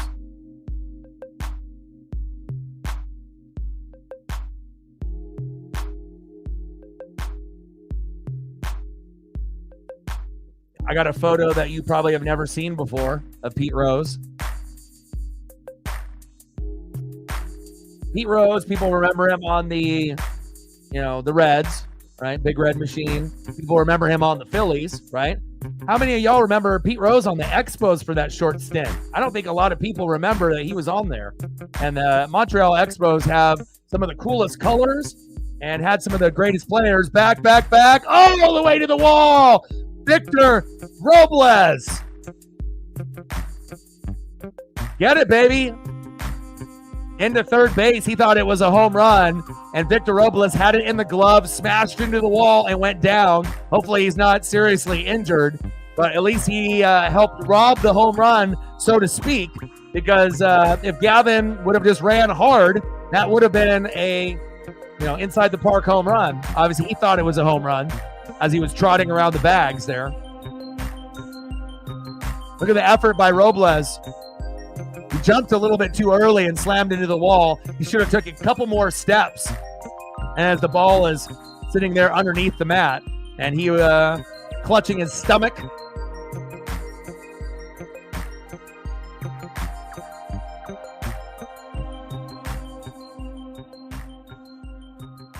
What are they doing now? They're letting him come home? Why? What? So they're just going to give it a free run? Why? What's that about? Just let him go to third. What the hell? So they're going to give him a home run for that? I don't know about that. I don't know about that.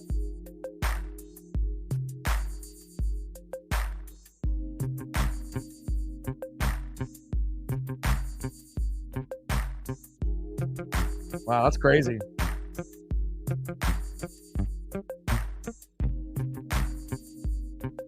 Well, I guess they're giving them the home run there. I don't know about that. I think that should have just been a triple. I'm not sure if that's like a Dodger call or what that was about.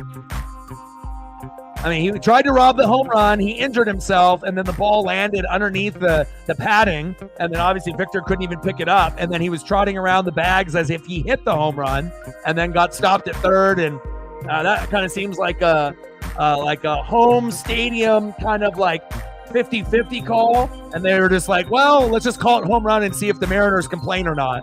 And now it's 3-1 Seattle. I mean, he was going to score this inning, him at third with no outs. But I don't know about that being a home run. That didn't go over the wall. It hit the padding and went down. It's not a home run. It's a triple. The ball hit the padding and went down underneath. It did not clear it. It was like, what, a foot from being a home run or two? It wasn't even close to being a home run. Seems like a very suspect call. As the younger generation would say, that is very sus. Man, what is that about?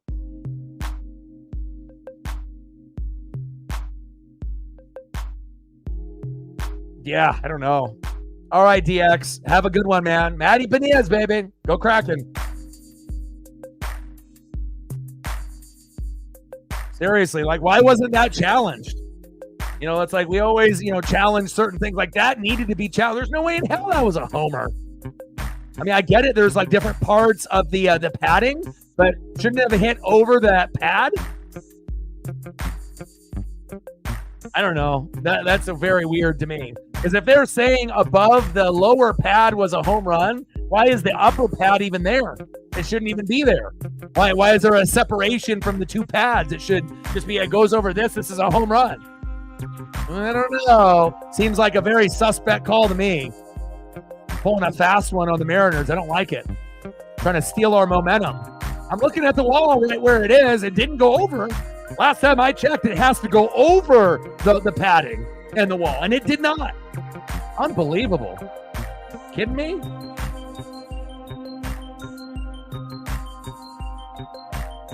Popped up.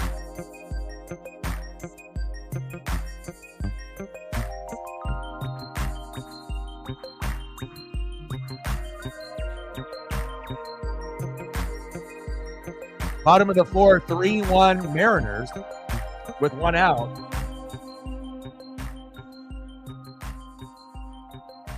Candace in the building. How are you?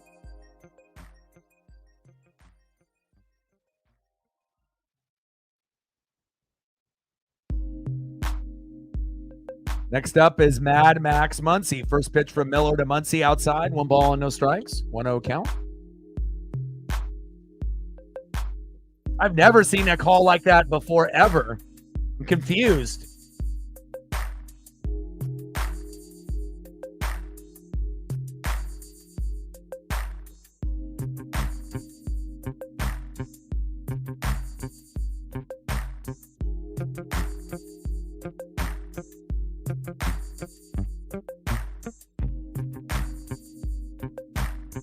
One pitch from Miller to Muncy.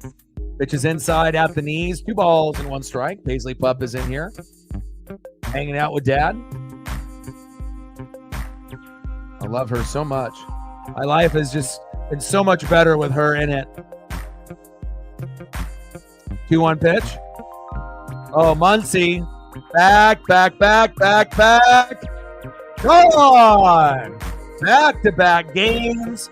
Mad Max Muncy with home runs, except this one is a solo jack, not a 2-run blast on Jimmy Garcia yesterday. Fuck, man. Now the momentum has shifted to the Dodgers. 3-2 Seattle with only 1 out in the bottom of the 4th.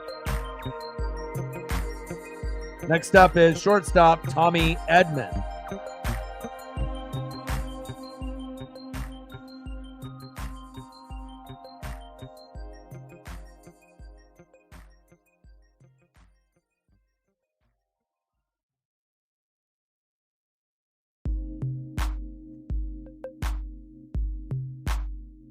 First pitch to Tommy Edman for a strike. 0-1 count.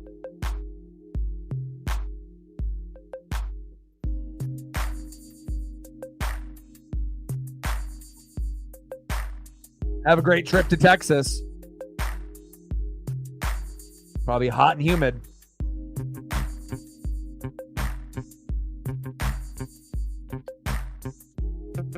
Now, certain guys will be better at, home and then on the road. But you got to think Bryce is our 4th or 5th best pitcher. It's not like he's our number 1. And this is the Dodgers. They're one of the best teams in baseball. I mean, what do you expect?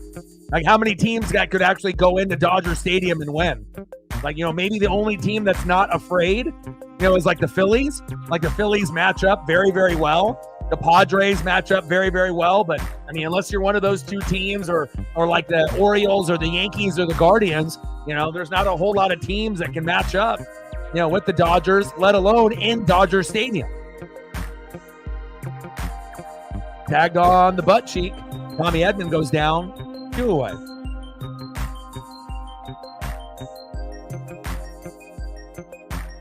Well, we'll be getting into that next commercial break. For your little USC Pete. Bottom of the 4th, 3-2 Seattle. Next up for the Dodgers, Kevin Kiermaier, former Royal. Line drive right up the middle. And wild throw to first. Leo Rivas trying to do his best Derek Jeter impression, but it was a no-go.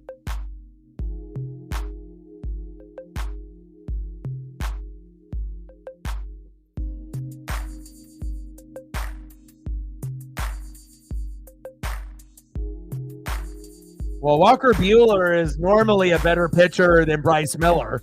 It's just that he's having an off year after being injured all year, and he's 1-4. But normally Walker Buehler is a guy that can win you 10, 12, 13 games if he's healthy.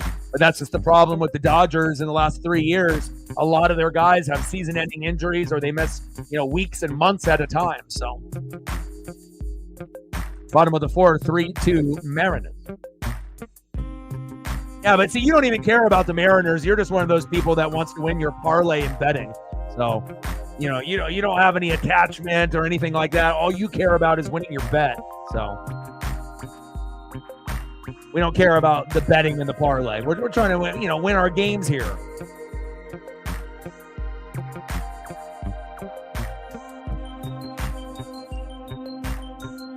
And if you're trying to do your parlay, you probably should be betting, against the Mariners, not betting for the Mariners. I mean, if you've actually been paying attention this year.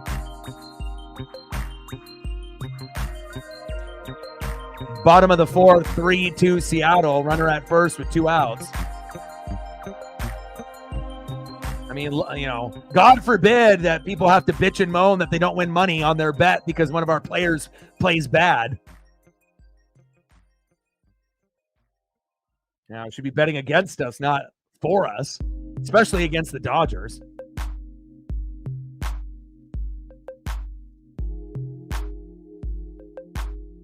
Next up is Shohei Ohtani.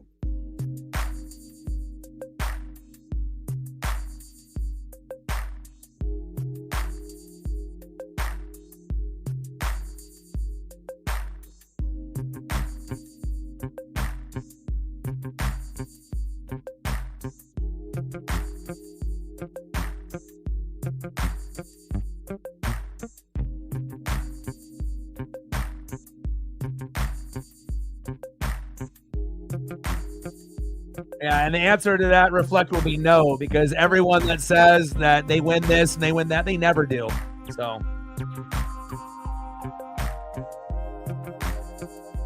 yeah, you know what I think about you, TK? This is what I think. You're not made for this channel, my guy. Yeah, I won $1,000 1 hour ago as well. Get out of here. Bottom of the fourth, 3-2 Mariners. Runner at first with 2 outs, 2-0 count from Miller to Ohtani. Yeah. Yeah, no matter what they say, they're never, ever going to... You hear people all day, oh, I won this or I won that. You know, they'll never show love. All they want to do is be able to collect the information from us and then to be able to walk away with their money without showing any love or appreciation from the hard work with the stats and analytics or advice that was given. So, unfortunately, that's just how it goes. People love to talk a big talk on the internet.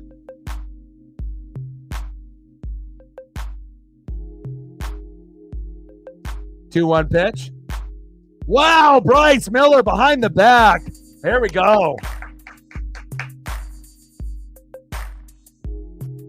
And it's funny, too, on how greedy, people that bet are. It's like, even if they were to win like $1,000, they wouldn't even donate $1 because they're so greedy. And the reason why they're greedy is that, let's say someone actually did win $1,000, like, over a parlay or a bet. How much money do you think that person actually lost? They're probably in the hole, negative 5,000. So even if you ended up winning 500 or 600, they don't tell you about the 5 or 6 grand that they've lost. And so that's why they never show love to people, that help give them advice in fantasy or anything else, is because, they can celebrate their win and brag about it, but they're not going to tell you about all the bets that they lost. They're only going to tell you about the bets that they won. This ain't my first rodeo. Just a bunch of lies. We don't need that here. I don't need no lies here. Let's go to the top of the fifth. 3-2 Mariners.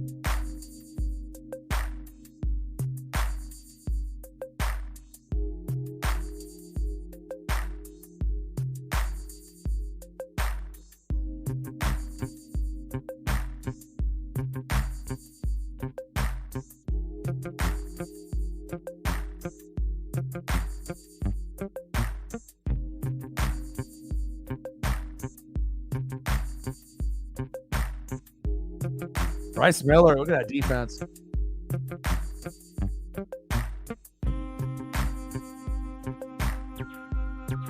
Let's go to the top of the fifth. Mariners still hanging on to a run lead.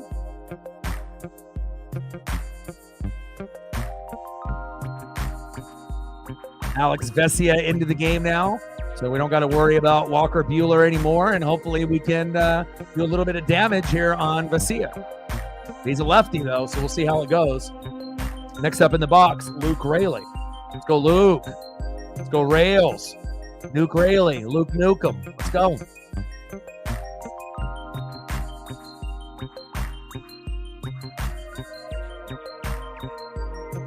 Let's go, baby. Got to find a way to win this game, even by just one run. We win today. We're going to have a chance tomorrow with Logan Gilbert going against Flaherty.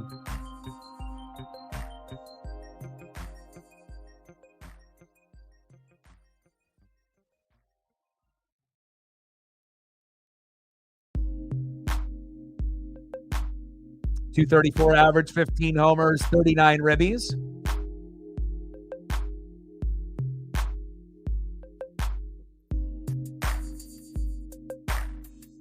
Two-two pitch.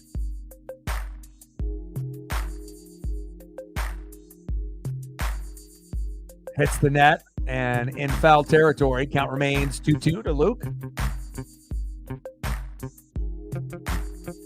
Yeah, I'll be able to, I can throw up some Reggies. You know, we'll do some Pete Carrolls and Reggies on the USC side for you. We can do that for you and Megan. I reflect if anything that you want to be able to see, I got you. I was not born yesterday. Plus, I've had friends. I've never had a gambling problem, but I've had friends that have gotten in really deep, like really bad, where, you know, maybe, you know, seeing like a counselor or therapist might have been something that needed to be done, an intervention, you know, because again, a lot of times when you hear about addiction, people think about partying or like drinking, but I honestly think gambling addiction is just as bad, if not worse. You know, especially when people do it, they think, oh, I'm just going to do, you know, one bet here, but then one bet turns into two bets turns into three bets, and that's like every day. Oh, I'll bet once a week.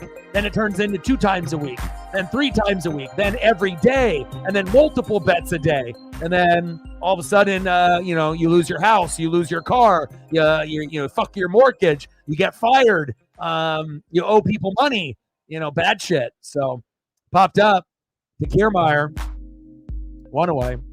I'm just thankful that I haven't really had that type of problem ever. And now I feel like with my knowledge, next up is Randy Rosarina, 0 for 1, that I could definitely, if I pick, you know, my battles and bet just a couple times a year, I think I definitely could come up, you know, positive.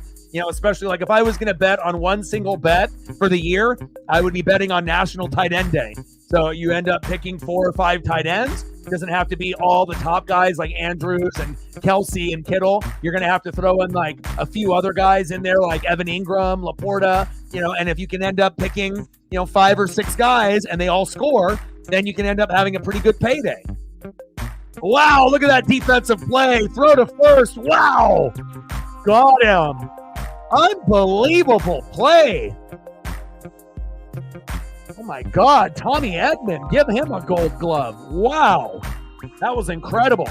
And that was such a good defensive play. Oh my God, he dove for it, got up, threw it to first, and Randy still was like 2 steps behind first base. Wow. My goodness, Tommy.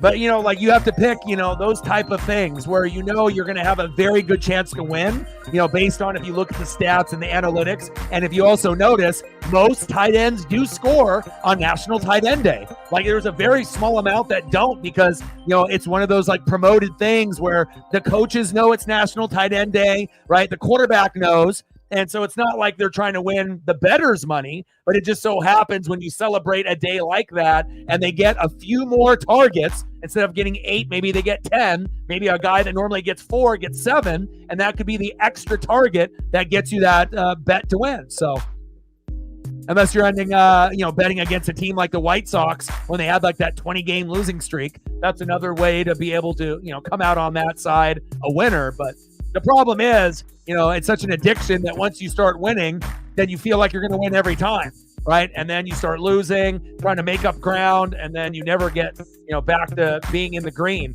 You know, every time you win, you're still in the negative. 1-2 pitch to Polo. Pitch is low at the knees and inside. 2 balls and 2 strikes.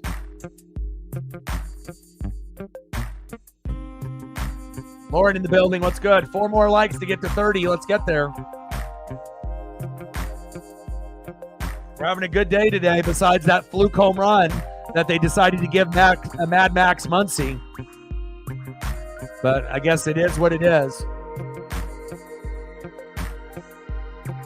So Polo and Cal have had good games. Lux homered again in back-to-back games. And obviously Muncy as well. What are the chances that Lux and Muncy both homer in both games? Like, imagine if you would have bet on that.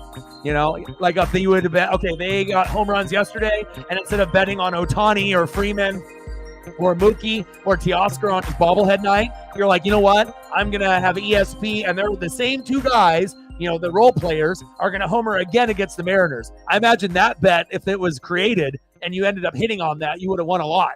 Because, I mean, the chances of 2 guys hitting home runs in back-to-back games, is like very, very unlikely. But that's how you end up, finding out if you actually got the Guinness Book of World Records and you're part of Back to the Future or not, right?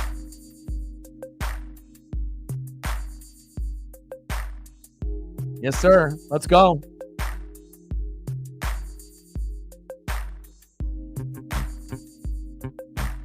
Three-two pitch from Vesia to Polo. Right down the middle. Got him.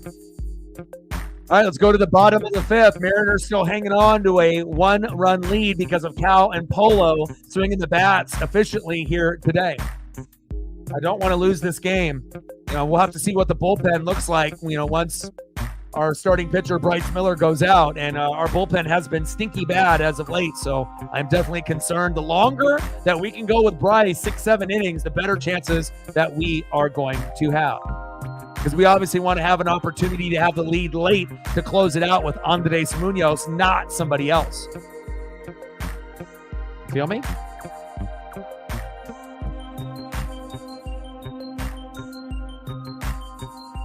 Next up for the Dodgers, 0 for 2 with a K, right fielder Mookie Betts. Batting second, 1 for 1 with a base on ball, first baseman Freddie Freeman.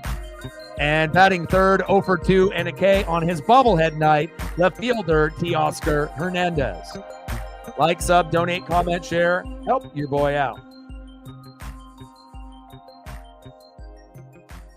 All right, we need 4 more likes to be able to get to 30. If you haven't smashed the like button yet, please do. Now we need 3 more. We're at 27. We got a few people in the room that haven't done it, but most have, and it'll help us get to that goal. 3 more likes to end up getting to 30.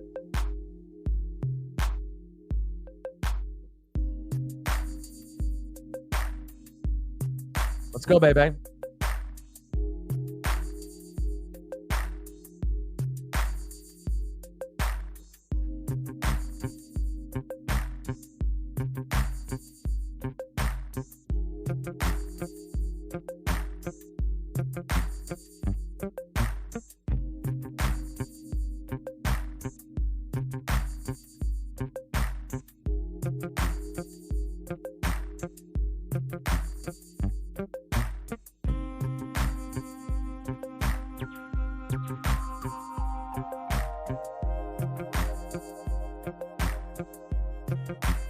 Can't wait for college football season. First game this Saturday, Florida State. Let's go. Love me some college football and NFL, baby. All right, we got Colin Snyder in. Bryce Miller's day is done. Now, whoever's bullpen is the strongest is going to end up winning this game.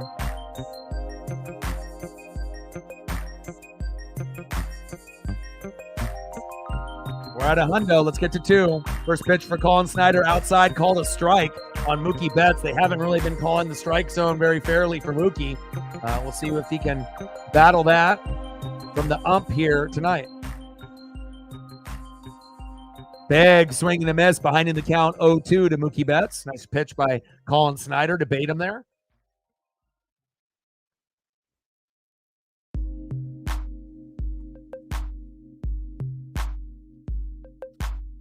Oh-2 pitch. Pitch is outside. 1 ball and 2 strikes.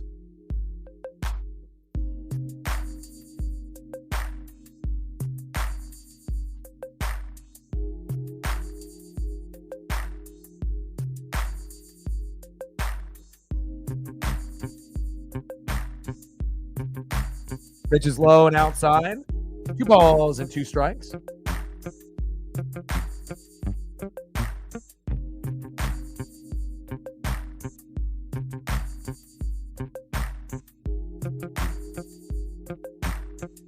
Mookie crushes that one, fading foul.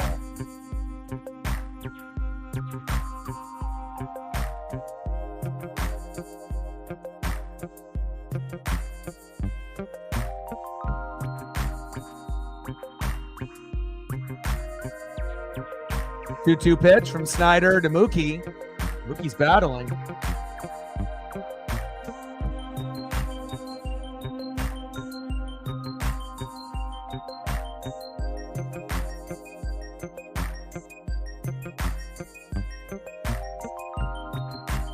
Two-two pitch from Snyder to Betts.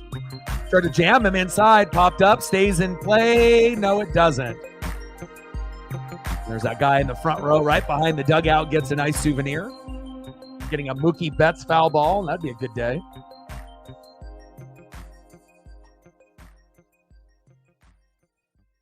Let's go, Mariners. We need this win so bad. We need it. And we got Logan Gilbert on the mound tomorrow, and I like our chances tomorrow with Logan, so we just got to get to that magic number. 4 runs, 7 to 10 hits. We're almost there. We're at 3 runs. Popped up to Leo Rivas. I'll take that. 1 away. Next up for the Dodgers, 1 for 1 with a base on ball, Freddie Freeman.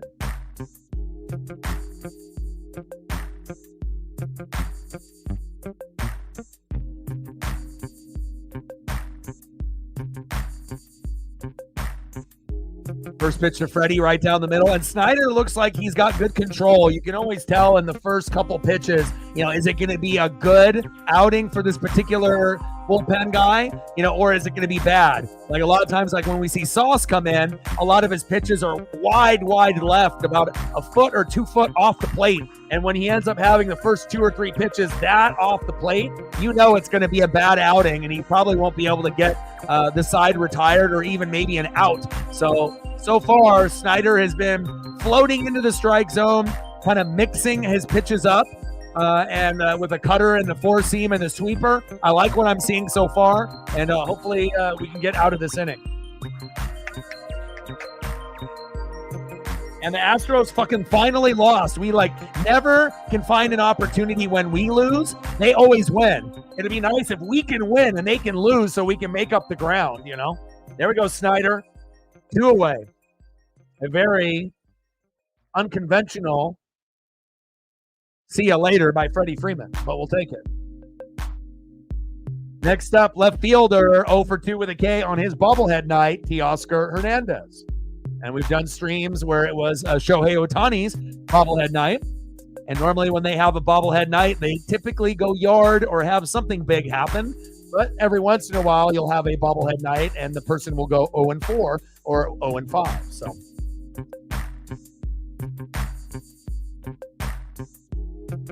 26 homers, 80 ribbies by Teoscar. Crushes that one. Foul ball. Wow, we got lucky there. Holy shit. What a catch by that fan. He's like, put that on social media. Yeah, baby. That guy's happy. That grandpa's happy. A couple people put their hands up, and you got to have your head on a swivel.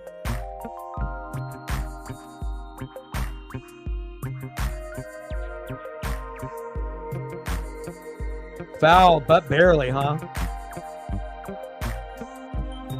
I was about to say, hell no. I mean, a lot of times I'll say something and it will talk it into existence, but pitches outside, 1 ball and 2 strikes. My point exactly. Woo! $5 holla. Stacks on stacks, racks on racks, little cactus jack, bang, bang. $5 holla. Let me know what you want to do for a photo or 2, and I got you. Pitches low and outside, 2 balls and 2 strikes. We're at 105, 95 to go.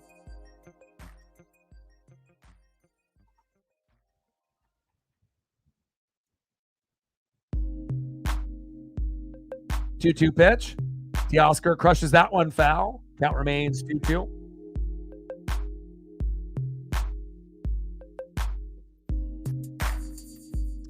Pretty competitive matchup so far, NA. Cal Raleigh, Jorge Polanco doing their job.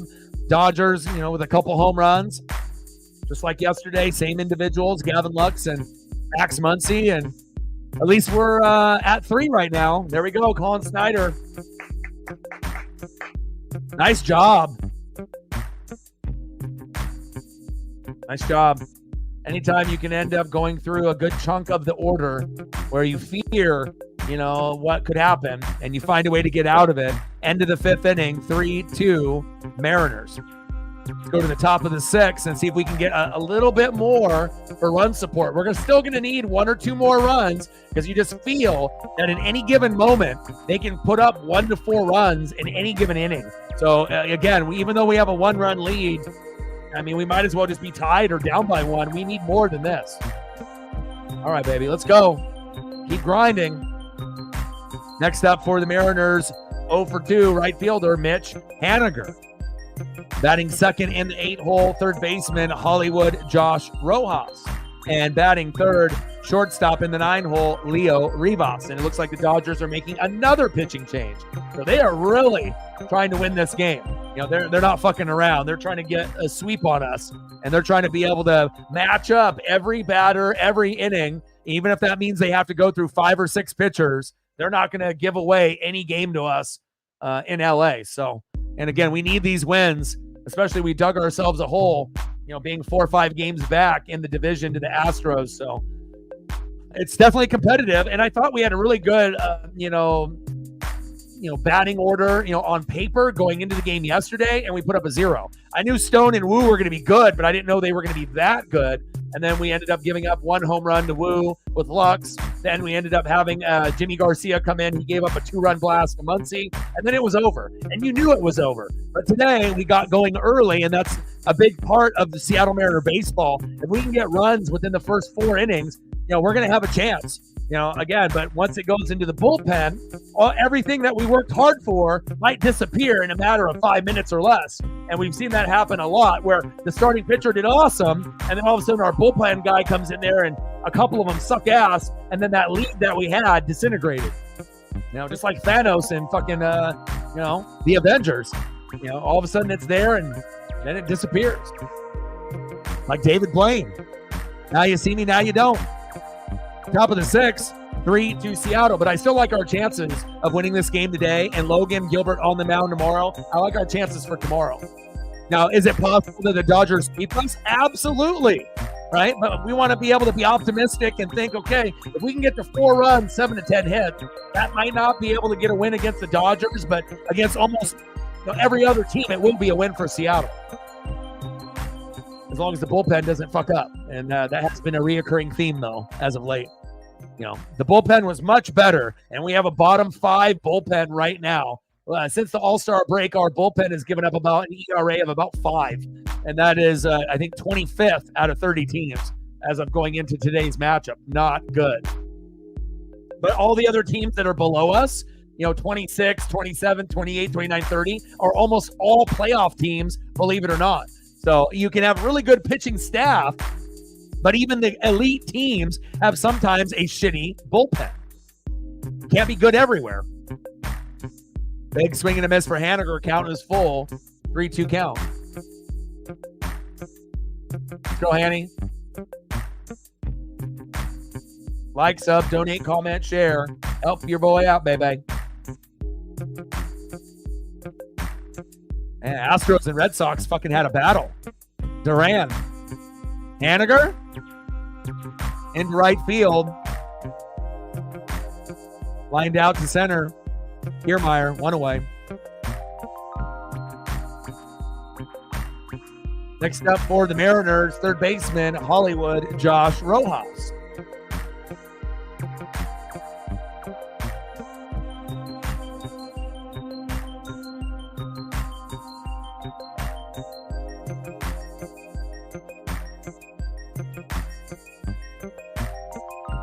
I got you, Ryan.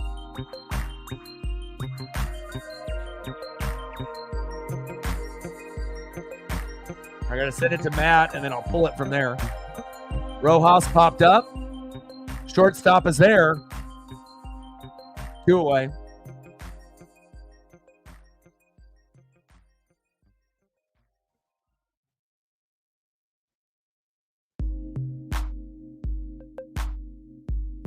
This is Ryan's baby boy doing his best impression of Tatum, jamming it home. And I love parks that have chain nets. Like I have this childhood park that I shoot at almost every day, and the nets were going bad, and I was actually going to go buy nets this week for the community childhood park that I play at. It's got a bunch of 100-foot trees, so it kind of feels like you're camping, and there's like basketball hoops at like a place that would be in like a camping area, and it's a very cool vibe there, and it's in walking distance for me and Paisley, about a 10 or 15 minute walk out of our typical 30 to 45 minute walk. Leo Rivas, big swing and a miss. And I was thinking either chain nets or regular nets. And then all of a sudden I show up 2 days ago, and someone that lives, in the community there nearby ended up getting brand new nets for the park, which I thought was very cool. I was going to do it myself. I always clean up at the park too when I see people, leaving drinks behind and whatnot, because like I said, you don't want to have your childhood park look like shit. Popped up into left field by Leo Rivas, 3 up and 3 down there by the Dodgers. Oh, there we go. Slamming it home on the chain net. He's a baller. He's like, I'm not even doing it in a net with a regular net, the chain net. And there's nothing better than making a swish, out of a chain net. It just sounds a little bit different than a regular net. Regular net sounds awesome, but a chain net swish is even better. I don't know if there's a better sound in sports than that when you end up making a hoop. But I try to be able to shoot every day with Paisley. And again, I might not like watching the NBA or college hoops unless it's March Madness, the playoffs, or the finals. But one thing I do like to do for my mental health is, I used to spend hours on end, where wake up at 8 in the morning, come home at like 9 p.m. at night, and we would go from park to park and run and play basketball. Where you had your Diamondback or your Dino, and you'd end up meeting up with the friends, and there's a couple parks. There's a rich person park that have like $1 million homes, up in this area, but it's like too much of a walk for me to go there. And it's a nice facility, but it's kind of like out in the open where all these rich houses are and whatnot. So I like to kind of go to more towards like the hood area where it's like a little bit lower income, but it's not like, the hood, it's still in the suburbs, but not like a fancy, park next to $1 million homes, but it's surrounded by trees. It's got a nice little swing set area, a nice like dog park area, and there's 100-foot trees everywhere, cherry trees. And when you go there and there's a little bit of a gap where you can see the sunrise and the sunbeams coming in, it kind of feels spiritual when you go there. So I always try to go there with Paisley and shoot around for just a little bit, 5 minutes, 10 minutes, because I don't want to have her, I usually wrap the leash around the hoop, and then I give her, about 6 feet to like roam and nibble on grass and, bark at chipmunks and squirrels and other dogs and whatnot. But I can always tell when she gets anxious because she'll start to dig, and then I'll just, say, okay, I'm good. And then we'll end up going. But got a beautiful baby boy. Looks like he'll be a baller. And, shout out to whoever in my community ended up setting up those brand new nets, because one of the nets was almost, you couldn't even shoot on it. It was ripped in half. And then the other one was still in pretty good shape, but it was starting to fall apart. And then the person was nice enough to just buy 2 brand new ones and to set them up. And now every day going to the park is even more enjoyable for me when you get to shoot on a brand new net. It's awesome. Julian. Shout out to Julian. Bottom of the 6th, 3-2 Mariners. Gavin Lux up again against Colin Snyder. No more home runs, damn it. Like, what are the chances of Lux and Muncy homering in back-to-back games? I mean, I would have... I imagine if you threw down like $100 on a bet like that, that would have won a shitload. Like, you would have won more than $1,000 if it ended up happening, which it did today. But I don't even know if that would have been a betting option, You would have definitely had to be some kind of time traveler to make a bet like that. Because the chances of a guy homering in back-to-back games, you can end up winning that bet. But having 2 guys that homered yesterday and the same 2 guys homer again with different pitchers, pretty unbelievable. But that's sports for you.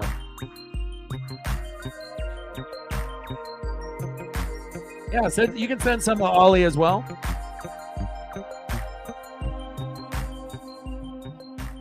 Next up is Will Smith. Takes a strike, 0-1 count.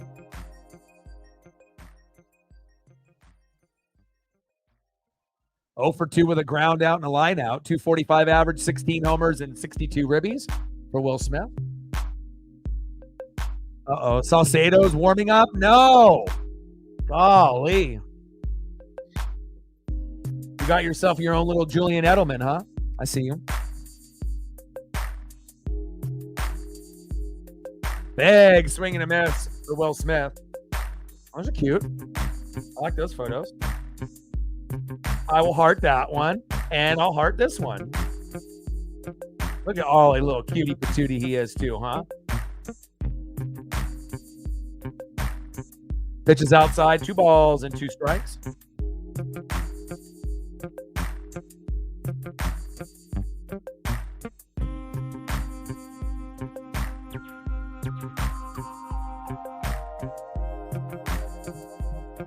Smith fouls that one off. 2 balls and 2 strikes.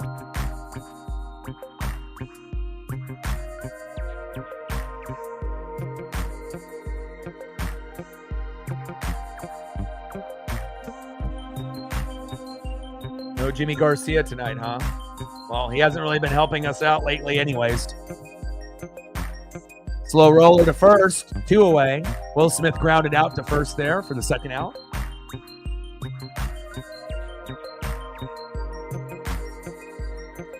Colin Snyder doing work, man. It's like the first time we've actually had a guy pitch for 2 innings and kind of remind you of Matt Brash. Like, actually did a pretty fucking good job there.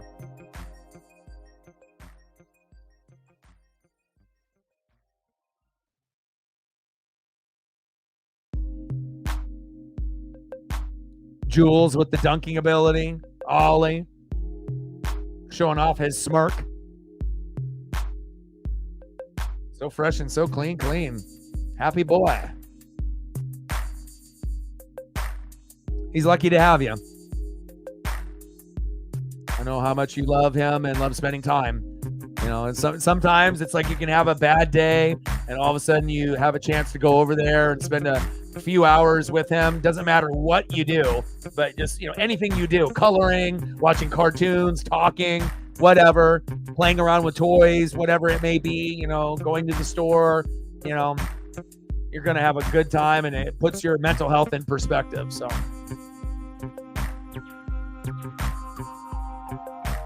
blitz back. Nice. Heck yeah.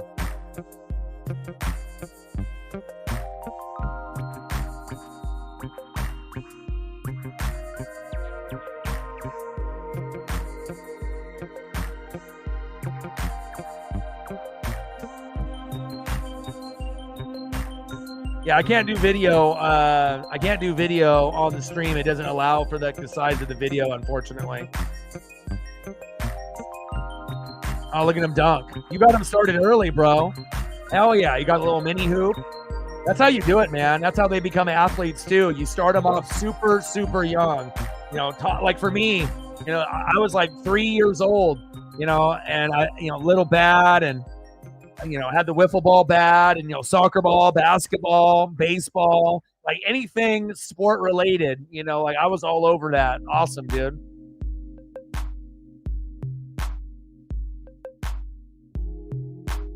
That would be nice. We might have to wait for the first out to happen in the 8th for him to come in, because usually Munoz doesn't pitch all of the 8th and the 9th. Usually it'll be like a 5-out save where we have 1 out and then we pull that guy, and then Munoz gets 2 in the 8th and 3 in the 9th. But I don't know if they would do that here tonight.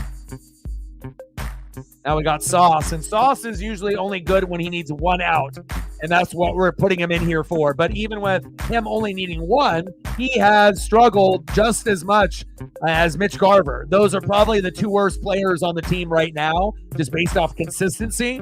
Now, every once in a while, we'll get some magic out of Garv and Sauce, but it just seems like it's been such a fucking struggle for both of these guys, and not only with them on the field, but I think their mental health and their confidence has been definitely hit quite a bit. Pitches inside to Muncy, 2 balls and 1 strike. Don't give up a home run here. Damn it. Come on, Sauce. All you got to do is get 1 out, which is a lot easier said than done. I mean, he's having more troubles than any other bullpen guy that we have on the roster. I mean, hell, even at this point, we would probably be taking Bizzardo if he was still on the roster over Sauce, but hopefully Sauce will get better and Garv will get better. We got to pray.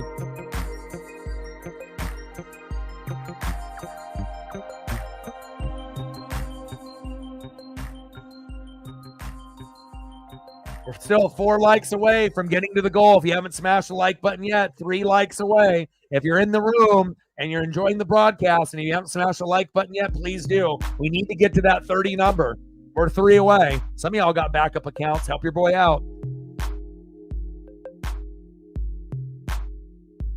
2-2 pitch from Sauce to Muncy. Pitch is inside. 3 balls and 2 strikes. Count is full.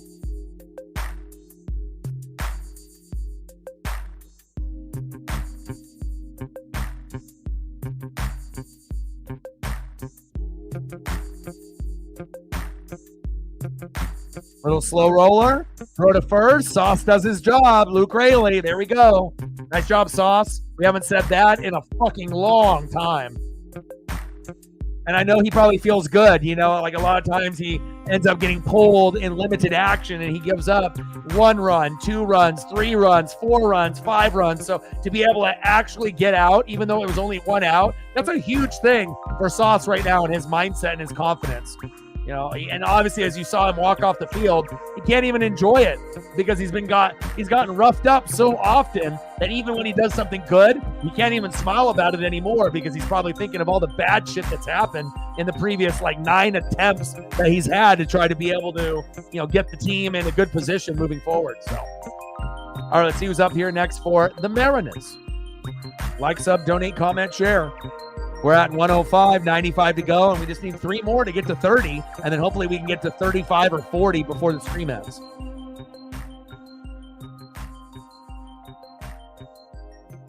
Next up for the Mariners, 2 for 3, center fielder Victor Robles. And as you know, when Victor plays well, the Mariners play well. Kind of like with JP and Julio in 2022 and 2023. When JP and Julio would be swinging the bat well and playing good defense, we typically would win. When one of them played well, it was 50-50. When both were off, we normally lost. So let's see what Victor can do here and if he can get another hit and go 3 for 4. Batting second, 0 for 2. DHing for the Mariners, Julio Rodriguez. Let's go, J-Rod. And batting third, having another good day, 2 for 3 with 2 runs, big dumper catcher Cal Raleigh. But it's really been a lot of Victor, a lot of Cal, and a lot of Polo. Thank God for those 3 today, being electric. And like I mentioned multiple times on the stream, make sure you guys are taking care of your mental health. Addiction, depression, anxiety are big things that we deal with on the daily. And you might be going through it now or have in the past. But if you do these 3 basic things, exercise, eat healthier, and spend time with pets, family, as well as listen to 30 minutes of music or more a day, you will be able to have a better day. And you will be able to climb out of the darkness a little bit quicker and feel like yourself again. Let's go. Top of the 7th, 3-2 Mariners. Let's go, baby. Let's go, Victor. Now we're at 28. Thank you to whoever that was. Now we only need 2 more to hit the goal for the night. Let's go.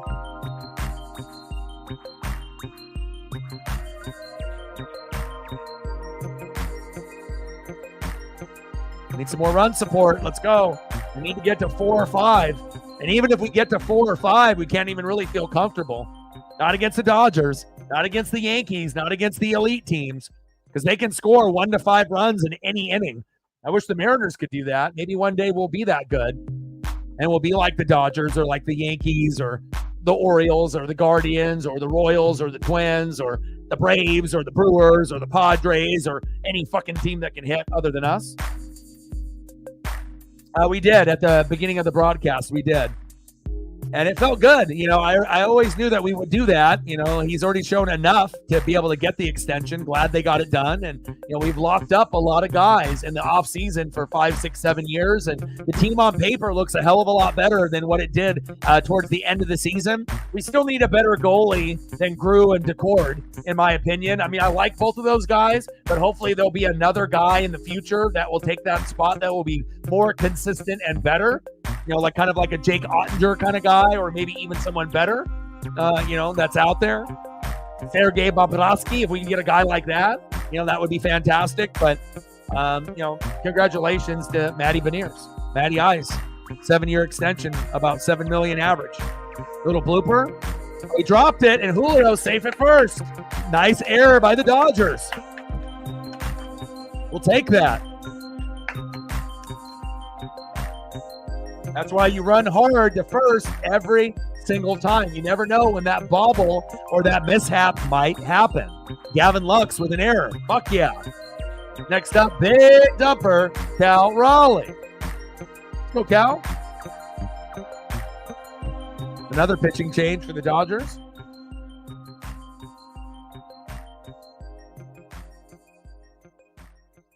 Nice job, Julio. Julio a little shocked with the bobble, but again, you never know when that slight bobble is going to happen or that wild throw to first. You always have to keep your head on a swivel. Again, you just can't go through the motions. And a lot of times it feels like when you watch the Mariners, that's what you see. Players just going through the motions, And again, you got to be able to be uber focused on every single play. And hopefully we'll be able to come out with a one-run win here, if not more. Let's go.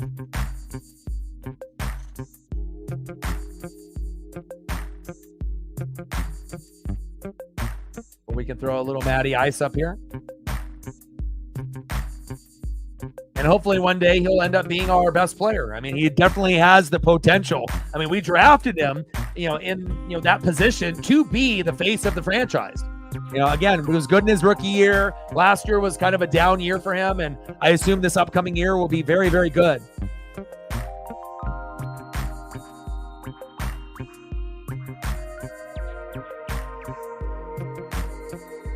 But I know every Kraken fan is very excited. Our boy, Matty Ice. And the more consistent Matty can be, it's going to rub off on all the other players. Like Vince Dunn, Bjorkstrand, and everybody else.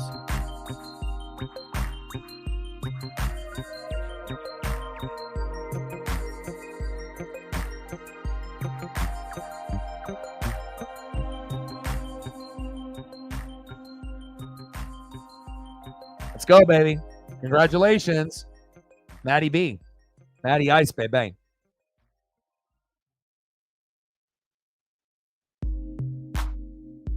Anthony Banda on the mound. They're going through pitchers left and right, trying to strategize against us here.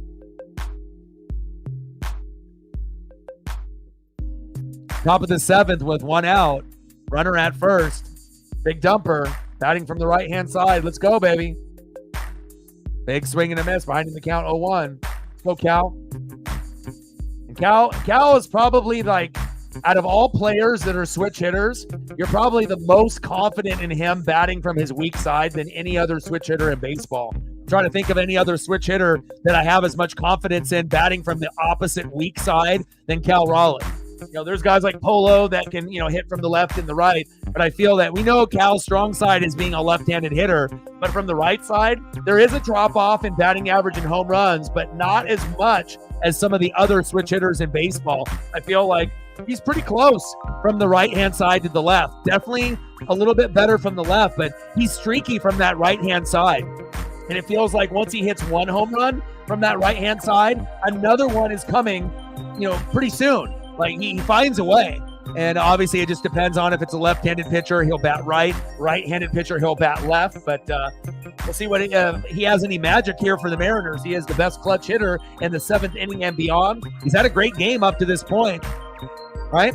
Maybe the home run will happen here. I kind of feel the home run for Cal would be more likely tomorrow with Logan Gilbert, but hell, I will hope that he ends up hitting one here. That would be awesome. But I don't really feel it happening. Big swing and a miss, and there's the strikeout. Down goes Cal. 2 away. It's okay, baby. Digging the stash. Next up, first baseman, Luke Raley. Let's go, Luke. Oh, it's Justin Turner getting a chance. There we go. Our boy, JT. Didn't get to obviously start, but obviously gets a standing ovation from the Dodger faithful, which they should. Played on the Dodgers for 9 years and is one of the fan favorites after leaving the Dodgers. Not many players that are former Dodgers get love like this. They love JT as much as I do.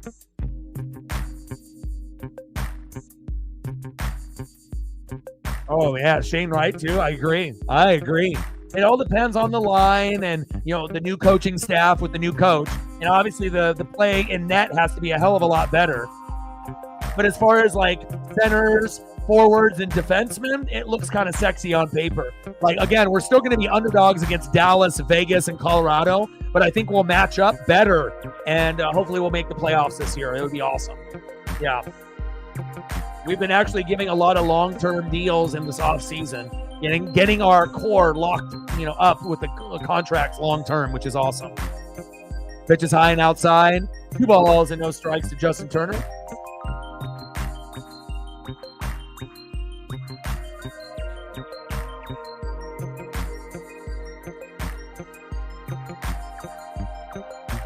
Go JT.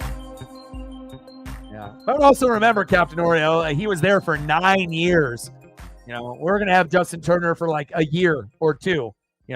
He's kind of getting up there in age. He's actually the oldest positional player playing in MLB today, I believe, at 39. So his career is almost up. But as long as he keeps hitting and playing well, maybe he'll play into his early 40s. I mean, I wouldn't retire after this year. He's still got a little bit left in the bag. I mean, I don't know what he feels like he's going to do with his family, but I could see him playing until 41, 42.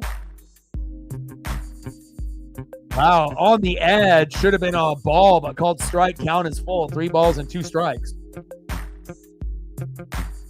But I know a lot of us Mariner fans love him, just like those Dodger fans do. Let's go, JT. 3-2 pitch.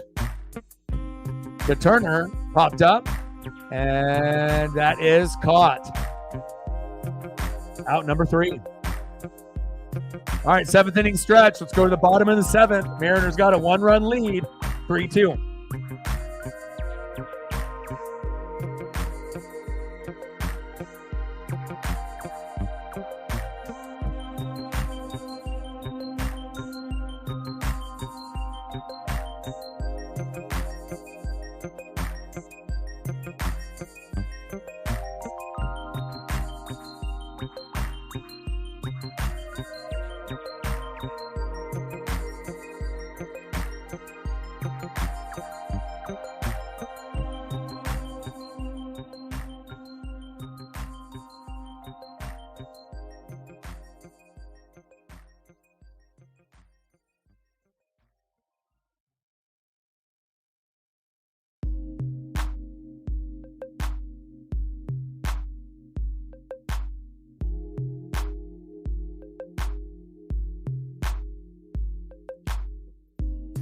They don't got too many Reggies that will format, unfortunately.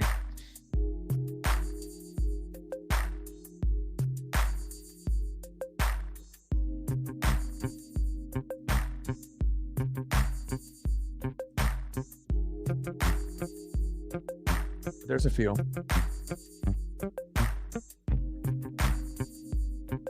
One of the most electric running backs we've seen in this generation with LaMichael James. Reggie Bush. Let's see who's up next here for the Dodgers. Next up for the Dodgers at shortstop in the 8-hole, Tommy Edman, the former Cardinal. Batting second, center fielder in the 9-hole, former Royal, Kevin Kiermaier. And then we're back at the top of the order, DHing at the 1, Shohei Ohtani. Oh, they have Sauce coming back out again? Wow, I don't know about that. This might be interesting. I don't know if I would want that. I mean, are we trying to give this game away? I know we're not going to have Jimmy Garcia today, but having Sauce pitch in 2 innings? Really? Really? Hope it works out for us.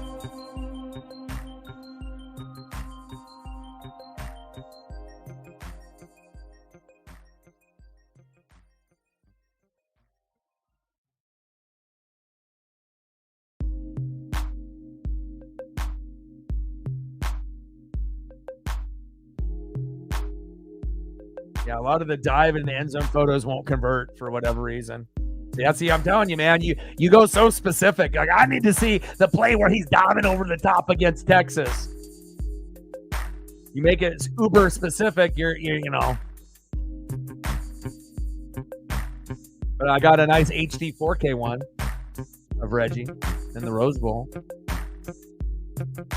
And a lot of times when they have those plays, they're not going to be like full size on the screen. They're going to be much smaller. Well, that's a crispy one, at least of Reggie.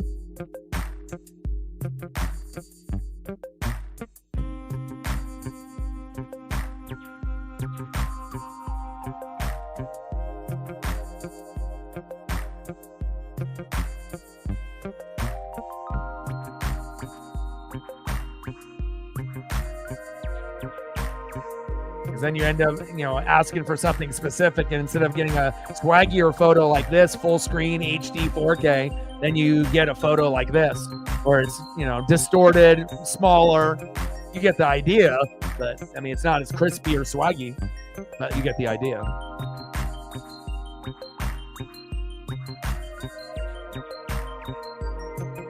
Bottom of the 7th, 3-2 Mariners, 3-1 count to Tommy Edman, fouls that one into the crowd. Count is full from Sauce to Edman, 3-2 count.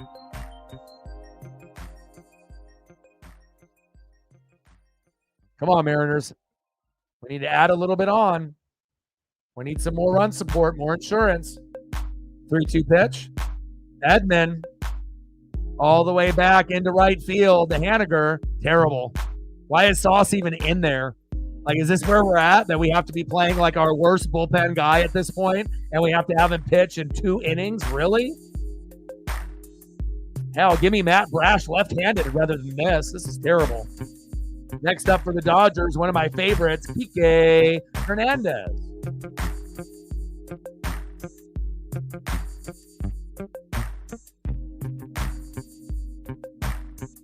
Kike can definitely come up in big situations like this where he hasn't played all game, but if you give him an opportunity or two, he might end up getting a big RBI or home run. That's just what he does. He's one of the more clutch, hitters that hits around 200. Like, he's very streaky, but he definitely comes up in like the biggest moments for the Dodgers. 211 average, 7 homers, 29 ribbies, which doesn't sound impressive at all, but it's those moments where he has those home runs and has those ribbies that definitely start like a little bit of a run in Uncle Mo for the Dodgers, especially when he doesn't play every day. Kike Hernandez.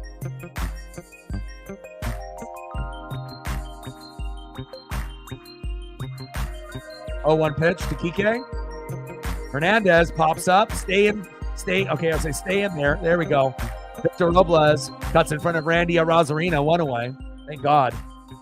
Last thing I need is a Kike Hernandez home run, but I do like to support him.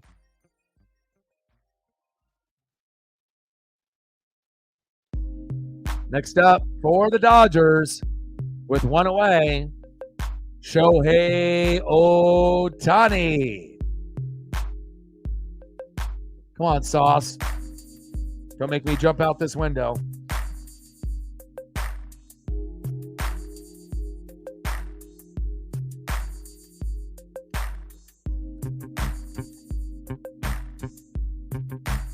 All right, the Sauce's day is done.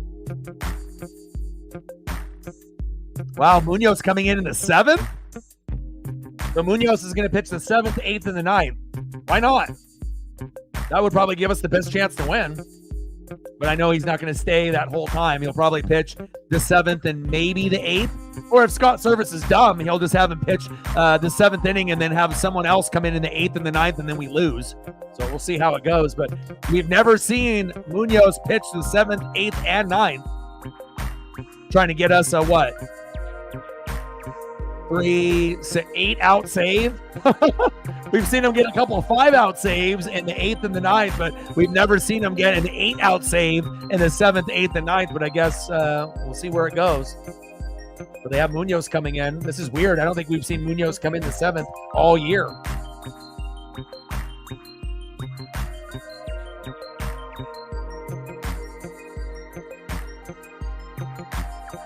But again, with Scott Service, you never know what's going to happen. You never know what you're going to get. Life is like a box of chocolates. You never know what you're going to get, especially with Scott Service. Very unpredictable. Very conservative and unpredictable.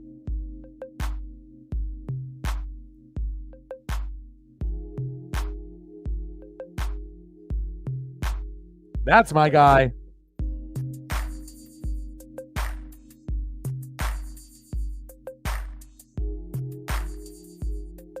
Bottom of the seventh, 3-2 Mariners. 1 out. Shohei Ohtani in the box. Andres Munoz coming out in the 7th inning. Guess, you're always going to see something brand new being a Mariner fan, right? You never know what you're going to see. There's a first for everything.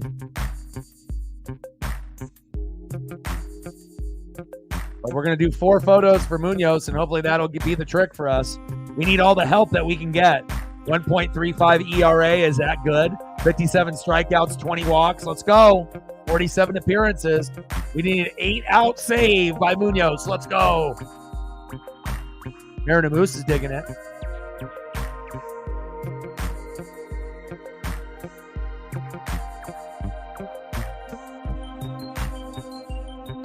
Munoz to Ohtani. Big swing and a miss. Got him to chase at that garbage into the dirt and inside. 1 for 3 with a triple in the 3rd by Ohtani. Approaching the 40-40 club. Very close. 1 homer away and a couple stolen bags away for Shohei Ohtani. Pitches outside. 1 ball and 1 strike.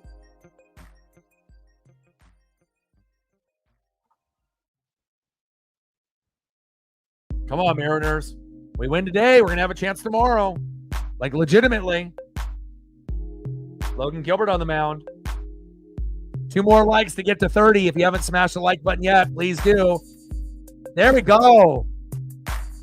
Now we're at 29. We need 1 more person that hasn't smashed the like button yet to hit the goal for the night. We're at 29. Let's get to 30, baby. 1 more. Nice line drive by Ohtani to get out of there. Nice awareness by JT, Justin Turner, coming in for Luke Raley. Head on a swivel, exit velo 100. That could have definitely scored a run and tied the game. Nice job, JT. Next up, Mookie Betts. 0 for 3 with a K. Mookie. Fair. God damn. And the game is tied 3-3, just like that. Even Andres Munoz couldn't hang on to that one. Golly. It's like our heart being ripped out of our chest right in front of us. And this is the best pitcher that we got in the bullpen. Oh, damn it. Like, why even bring Munoz? Well, I know why we're bringing him in, because our bullpen stinks and they really want to win this game, but bringing someone in that normally pitches in the 8th and the 9th, not in the 7th. Matt Brash, where are you? Fuck. And we just intentionally walked Freddie Freeman. Scott Service says we don't want to see that. Now we got runners at 1st and 2nd. We better hope that Teoscar Hernandez on his bobblehead night doesn't hit a home run, because if Teoscar hits a home run here, the game is over. Period. Just like it was yesterday when we had Gavin Lux homer. We were in it, and then Muncy homered, 2-run blast, and then the game was over. So let's pray to the sports gods on Teoscar Hernandez bobblehead night he does not hit a home run here, because otherwise the game is over. Period. First pitch to Teoscar, 100 miles an hour right down the middle. 4-seam fastball, 0-1 count. Nice job, Munoz, setting the tone.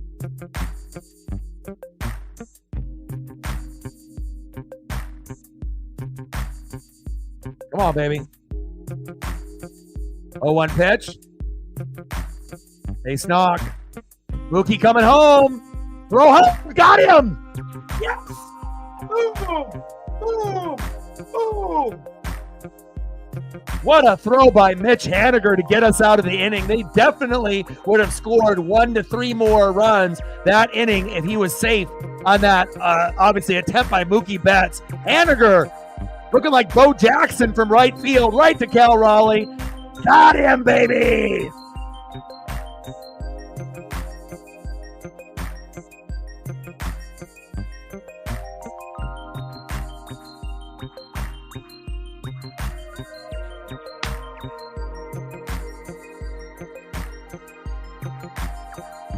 Well, they tied the game up But again, if they would have scored more there, that would have been the end of us. I don't think we would have had anything left in the 8th or the 9th. Again, we've already put up 3. We had 0 yesterday. And again, the magic number, 4 runs, 7 to 10 hits. And when the Mariners get that, we win 90 to 95% of the time. Against the Dodgers, it might be a different story. Kind of feels like maybe we need to get to 5 to win this game. But Haniger saving the game. Nice job. Let's see if the bats can come alive for the Mariners. And hopefully we can get at least a run here in the 8th and a run in the 9th. And if we can score 4 or 5, we'll have a chance. Let's go Mariners. Hell of a throw by Hanny, baby. Way to save the game, Mitch. All smiles by Mitch Haniger. Next up for the Mariners, 0 for 2 with the base on ball, Randy Arozarena. Batting second, 2 for 3 with 3 RBIs and a K. It's been good today. Second baseman, Jorge Polanco. And batting third, after making that gem of a throw, right fielder, Mitch Haniger. Let's go Mariners.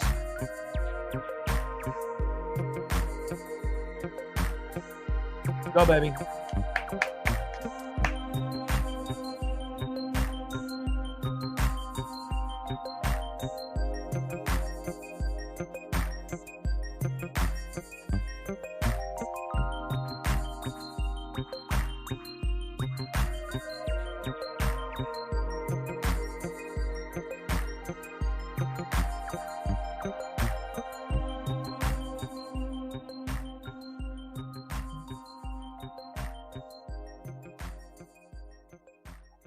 Stocks in the building. What's good?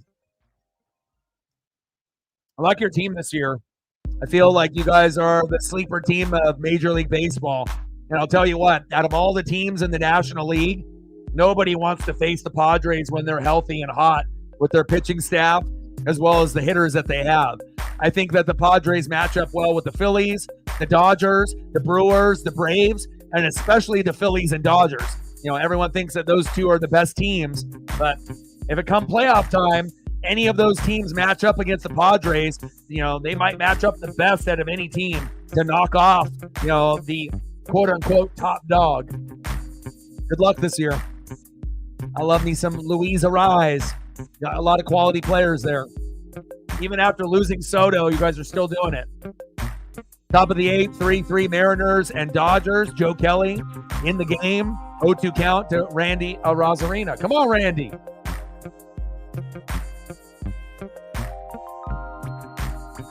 And again, when you got a 3-2 lead against the Dodgers, you don't really feel too comfortable with it. You need a little bit more. And obviously they're with that big RBI to tie it 3-3. But if they would have scored on that, if that throw was weak by Haniger and it ended up being 4-3, it just kind of felt like that was going to open up the game and they might have been able to get a couple more hits that inning, and it definitely would have been over. Jordan in the building. What's good? Long time no see. Reds in the building. We actually threw up some Pete Rose photos just earlier in the stream as well from one of our donations that we had. Stacks on stacks, racks on racks, little Cactus Jack, bang, bang. How are you, ma'am? Let me know what you want to do for photos as well, and I got you. I appreciate the support. Cincinnati Reds and Padres in the building. They match up really well against the Dodgers, and the Phillies. Like, I feel like, the Padres could upset one or multiple teams this year. Randy, all the way to left field. Nice hustle there by Teoscar Hernandez. 2 away. I have not. What streaming platform do I need to subscribe to watch it? Is it on Netflix? Is it on YouTube? Is it on Prime? Is it on Hulu? What is the Peacock on? Like what streaming platform? But I have not seen it. But I will watch it though.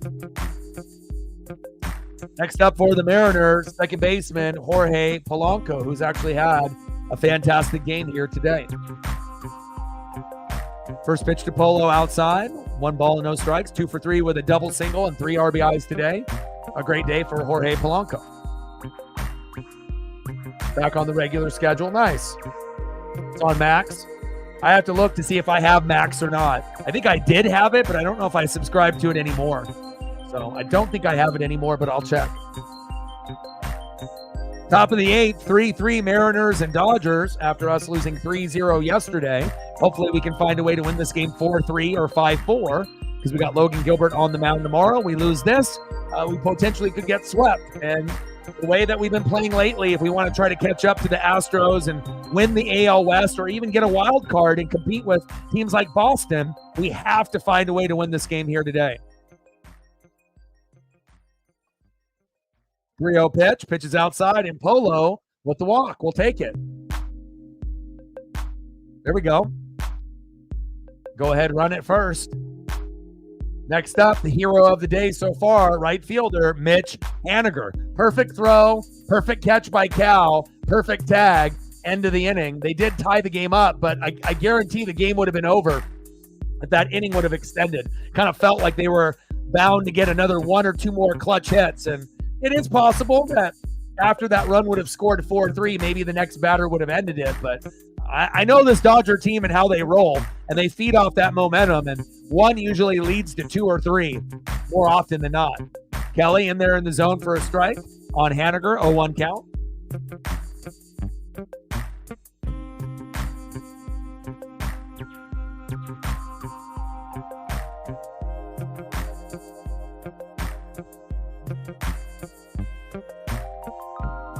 Pitch there in the corner. Called a ball, but should have been strike. The sad thing about Pete Rose, whole debacle with Shohei Ohtani and his former friend / bookie and the cover-up and all that, because Ohtani is the face of the Major League Baseball like Aaron Judge.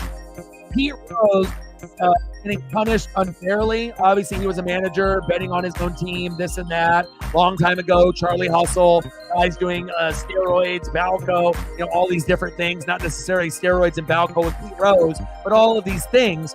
But unfortunately, the way that baseball is looking, that Pete Rose will be in the Hall of Fame, but not until he dies. Once he dies, then they'll put him in. But they're not going to be able to put him in before he dies, more than likely. It's sad, but I think it's going to be true, that they'll wait for him to die, then they'll celebrate him when he can't celebrate his own Hall of Fame experience, which is kind of a fucked up thing, but I think that's the only way that he gets in. Either he doesn't get in at all, or he does get in, and they'll put him in because he's dead, and he'll pass away, and they'll be like, okay, now we can celebrate him as a player.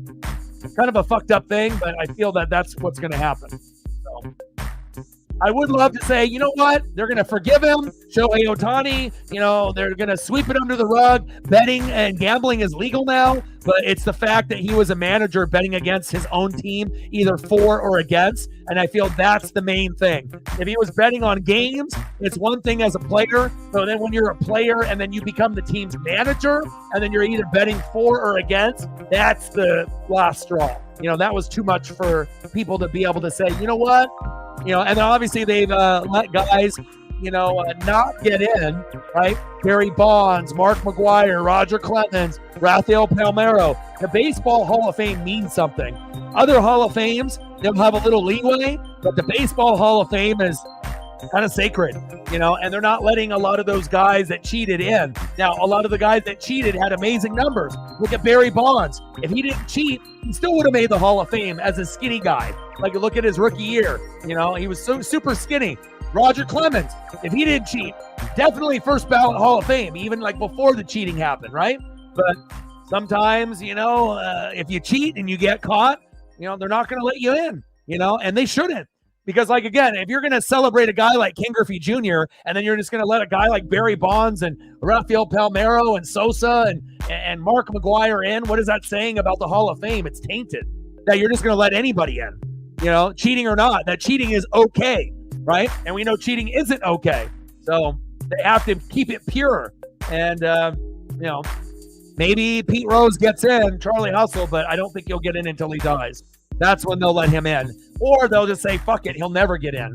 It kind of depends on who the commissioner of baseball is at the time that he dies, and if he has a connection to Pete Rose or not, and then that might be the difference of him getting in or not. And now they are debating this throw to first to see if he is out or not. Freeman, look at the hand on the bag or not.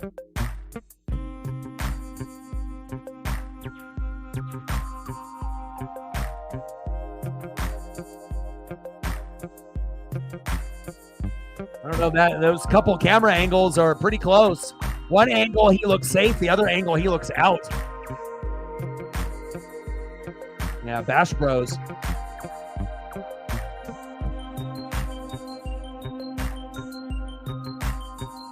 Yeah, but Bonds isn't deserving. I mean, oh boy's neck grew, like 30 inches.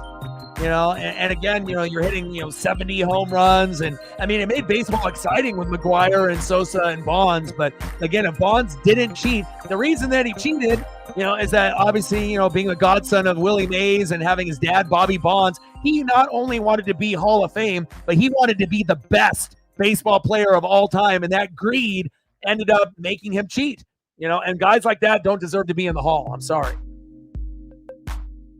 If he would have just been fine of being, a Hall of Fame player, but it wasn't good enough. He had to be better than, call stands. He wanted to be better than Willie Mays, Hank Aaron, Babe Ruth, and he was willing to do whatever it took to get to that status. Now, he was a fun player to watch. Don't get me wrong. I love the run, of Sosa homering and McGwire homering and Bonds homering. I mean, it was awesome.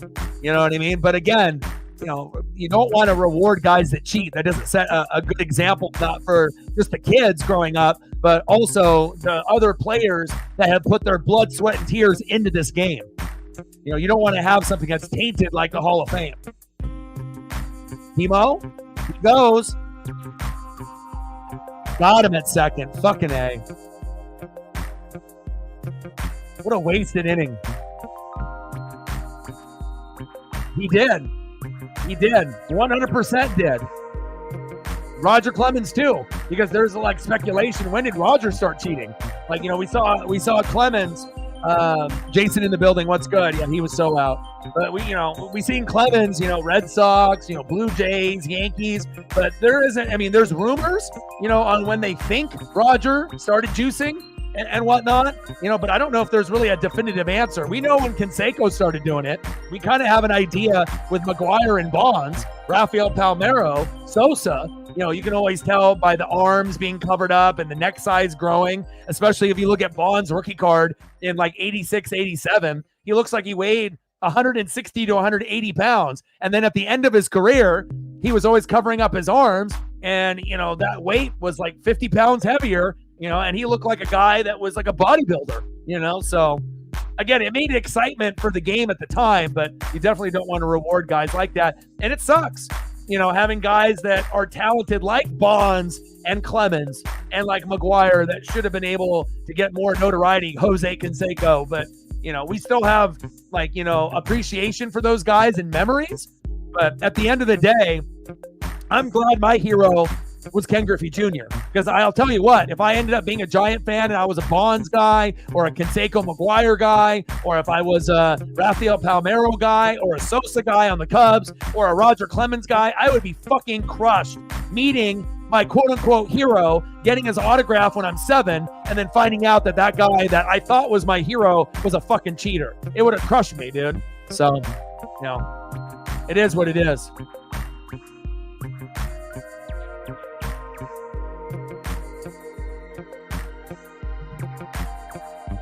Bottom of the 8th, we're knotted up at 3. Momentum has shifted from the Mariners to the Dodgers. We got 7 hits, but we still need that extra run. 4 runs, 7 to 10 hits. One of the categories has been completed, and we're trying to go with Andres Munoz for the 7th, 8th, and 9th for the very first time in his career. Mariners want this win bad. We have never done this before. We are trying to find a way, and we're not even ahead anymore. We're tied. We're desperate right now. We're trying to get this win after, losing 3-0 yesterday with a great lineup. Gavin Lux in the box. First pitch to him. And that shows you how terrible our bullpen is. If we have our closer coming in the 7th, 8th, and 9th, that shows a lot of desperation, that we have no confidence in the guys that we have in there. And no Jimmy Garcia tonight either. But even if we had him, I wouldn't play him. He's been kind of booty-o's the last 2 starts, giving up home runs and losing the game for both of us.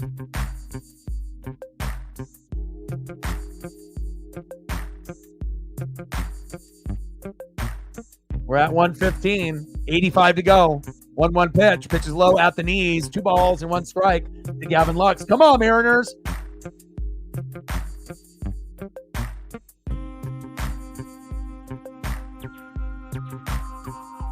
Gavin Lux here in the box with home runs in back-to-back games to kill us. Him and Muncy have both homered in yesterday's game and today's game. Man, I wish I had Michael J. Fox in that encyclopedia, and I wish I had the words from the sports gods this morning.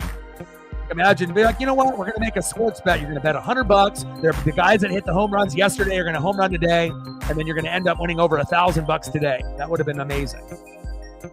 But, I mean, how many times would you be able to cash out in that type of bet? Like once a season? Little flip to first, and down goes Gavin Lux.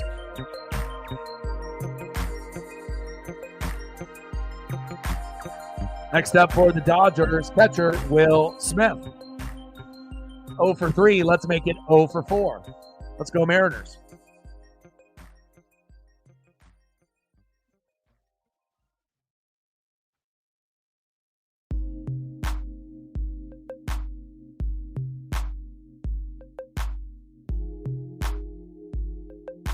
First pitch to Will Smith. Try to jam the hitter inside. I love that pitch. 0-1 count to Will Smith. Go Munoz.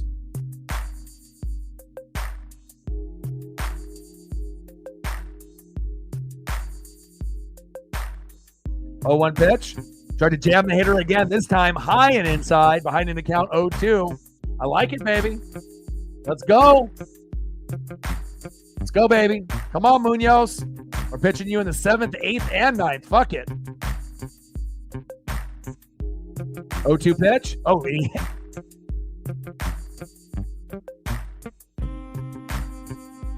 How are you going to jam the hitter, strike, jam the hitter, swing and strike, and then you're going to hit him? Come on, Munoz. You got to be kidding me.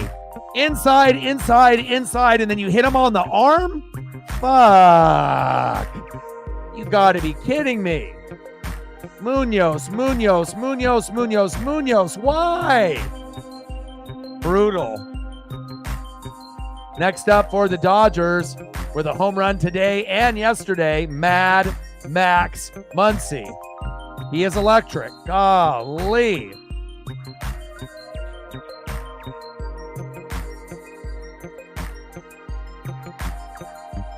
Jerry said Ben and Jerry's ice cream. Yeah, definitely it's my dad and Griffey Jr. You know, changed my life forever.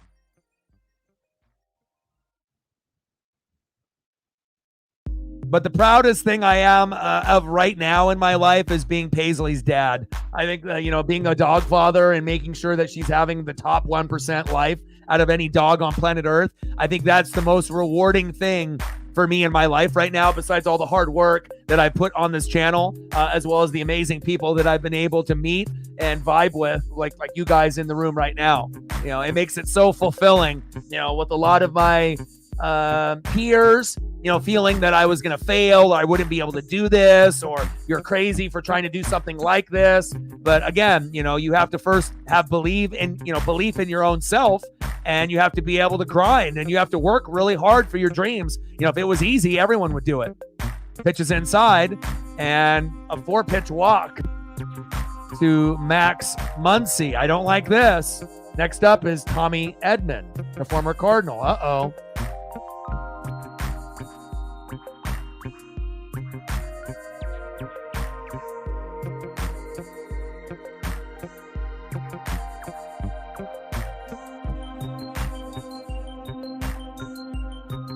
We need a double play bad here.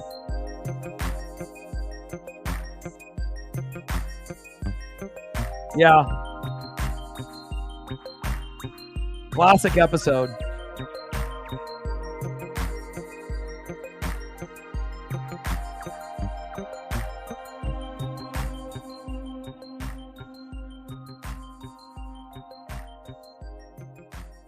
Let's go. Like, sub, donate, comment, share. Help your boy out. If you just hopped into the room, smash that like button for your boy so that way we can get over 30. We're over 30 now. We're at 32. We need 8 more likes to get to 40. Now we're at 33. 7 more before the game ends. We can do it. Let's go, baby. Especially if it goes extras.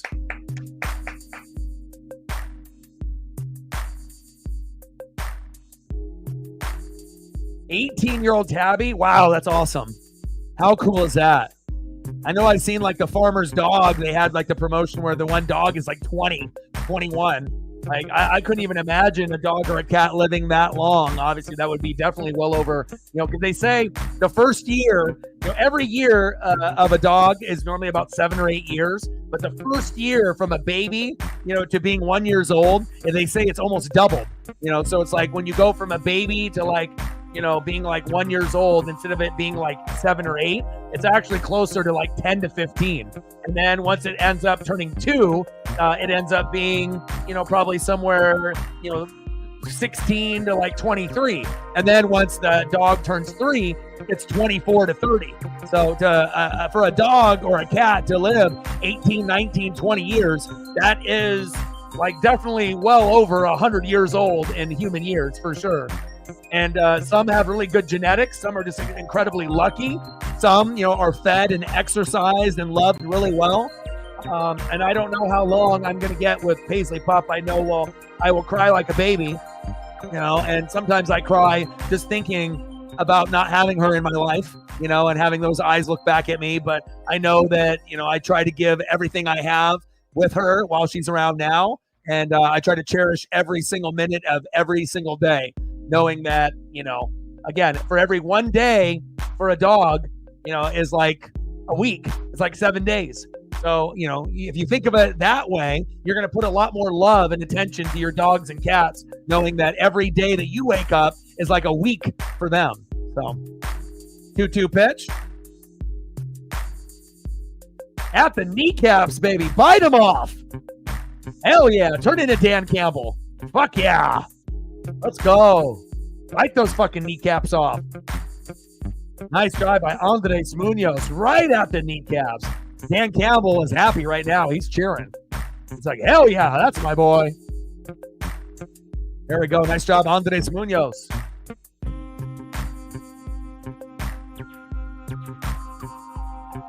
Veteran outfielder Jason Hayward coming in.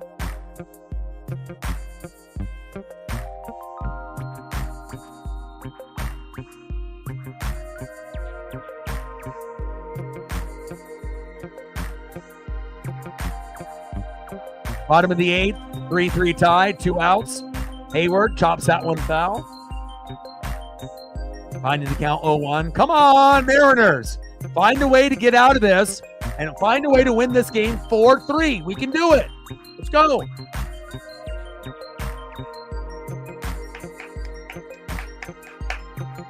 Anna in the building, all the way from Mexico.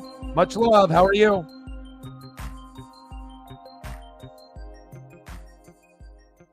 Organic food, no vet visits, he said. No vaccines. Wow. Do people think that the vaccines that dogs and cats get eliminate them earlier in life? Like if depending on the vaccine that you give a dog or cat, that potentially could end up being like something that reduces the life of a cat or dog? Is there like new studies that are out with that?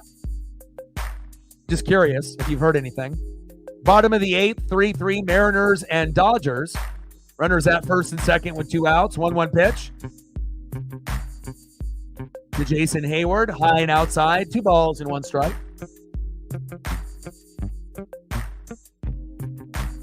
Dreams can shatter. That's true, Matt. But you never know that you're going to be able to have your dreams come true unless you work hard for them. And a lot of people are afraid, to fail. And they're not willing to put in the work. Hayward crushes that. Gone. And the game is over. 3-run blast by Jason Hayward. Pinch hitting. And now the game is 6-3. You've got to be fucking shitting me. You've got to be kidding me. Unfucking believable. That's the Dodgers, though, for you. And that's what happens when you try to put Munoz in for the 7th, 8th, and 9th. Fuck. Unbelievable. Now our backs are going to be against the wall, and I think we have a chance tomorrow with Logan Gilbert, but now we're only going to possibly win 1 or get swept by the Dodgers. Fuck! My dad is smiling now, for sure, at home. Oh. And that's our best pitcher. That's our best bullpen guy by far. But that's what happens when you're the Los Angeles Dodgers, I guess, right? You know, one day I hope we're as good as them.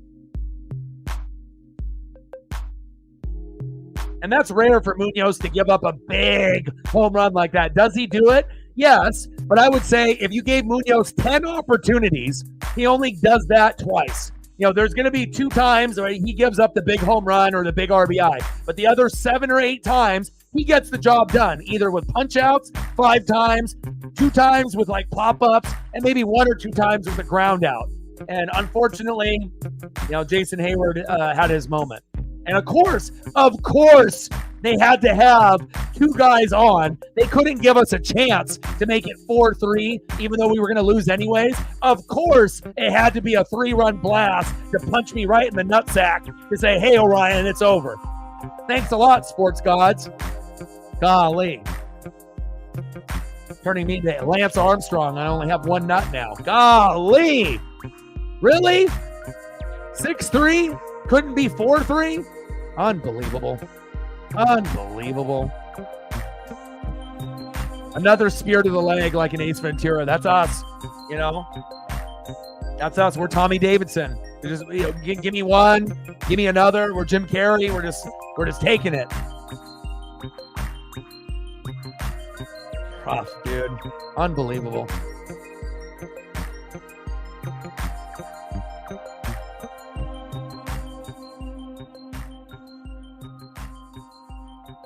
Oh, with the cake. Cute photo. This, you know, we don't got a whole lot to be able to appreciate right now, but I can with that. Now we're bringing in Austin Voth when the game is already over.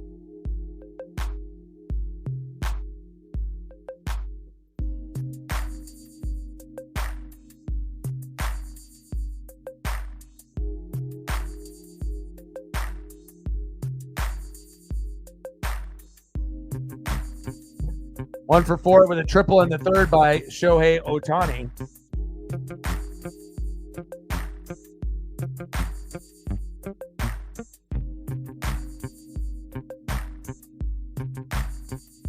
Bullpen stinks. I mean, we can't even get fucking our best guy, All-Star, to close the game out. It's just sometimes when it rains, it pours, man. Pitches high to Ohtani, 1 ball and 2 strikes. Jules, he says, give me that cake, Dad. Nom, nom, nom, nom, nom. Brutal. It's really hard being a Mariners fan, man. But again, I'm not like a lot of the other ones that just like give up or I'm quitting the team or I'm not going to watch. I will always watch every game. You know, it's like my dad. My dad watches every Dodger game from beginning to end or on like the DVR, you know, or if he's watching a movie with his wife, you know, then he's got it on the computer, on the laptop. Like, we're just built a little different when you're a Northwest sports fanatic, you know. Some people will give up, but we won't, you know, no matter how painful it is. And we all obviously know when things, you know, get better for us, how much it'll mean, you know, when we actually get to a World Series, when we actually win a World Series, it'll mean everything to us. Oh, brutal.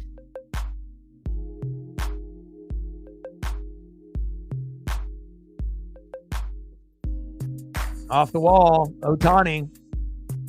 Single to right.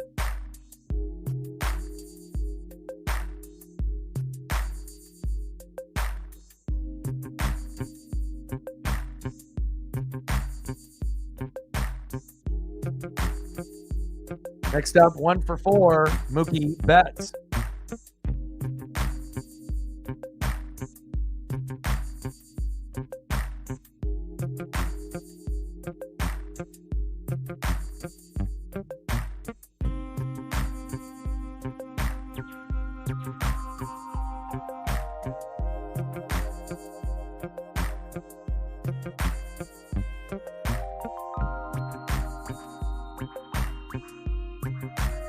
Unfortunately, the Mariners don't have the mindset of the Yankees and Dodgers that when we get down late in games, you know, the body language tells everything. That if we gave up or if we're still fighting. And it seems like with the Dodgers and Yankees, even when they get down by 1 to 4 runs late, right, that they'll still find a way. Wow, two guys dumping in to try to get that ball. Security's like, get out of there.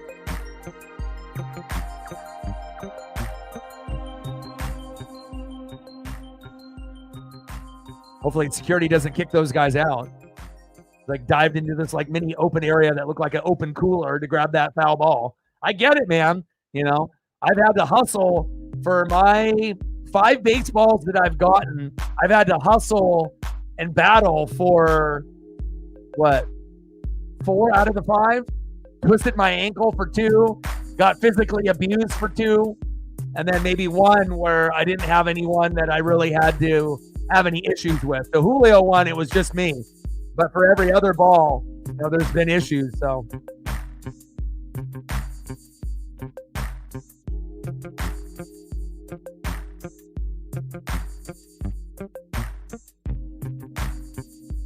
throw to second. And Ohtani's safe. 38 stolen base. Only needs 2 more stolen bags and 1 more home run to join the elite 40-40 club, which you don't really have too many people, you know, in that club. 5 or 6 guys.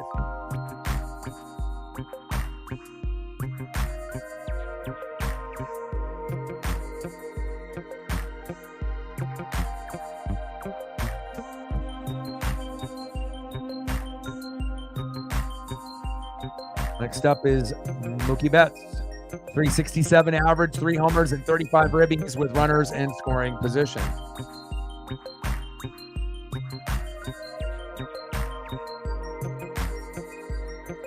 Pitches outside, 3 balls and 2 strikes, count as full.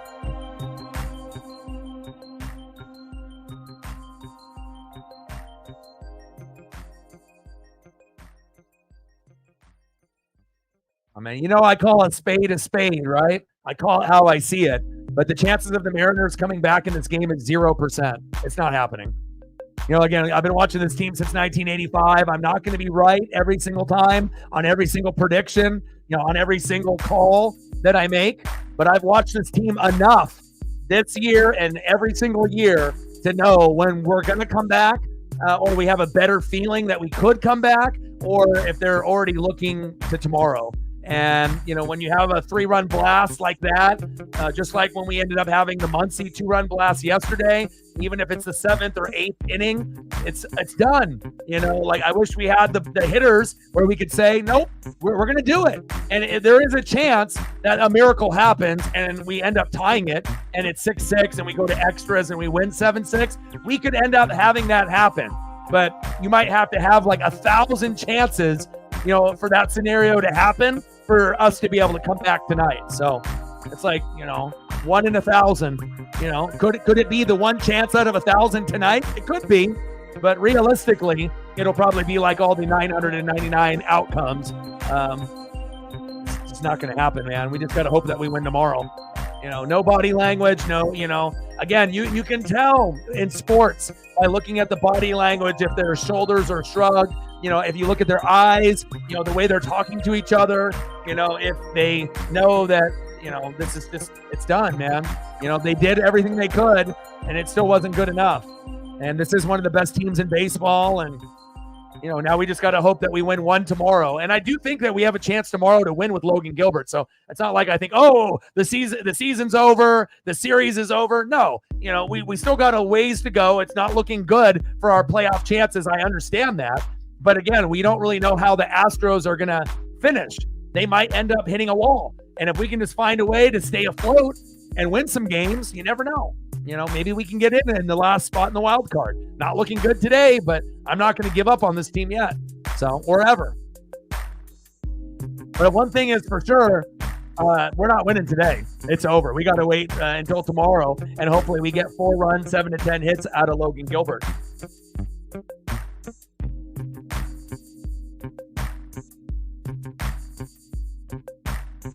Next up for the Mariners, third baseman Hollywood Josh Rojas.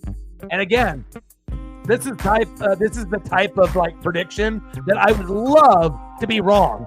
I would love to be wrong, and the Mariners come back and we win 7-6, and that would be something that, I wouldn't care that I would be wrong. It would be a joyous occasion, to actually be wrong about something where we come back and win. But I don't know, man. The body language from what I'm looking at the Mariners on screen tells me no. So, and I got to trust my gut.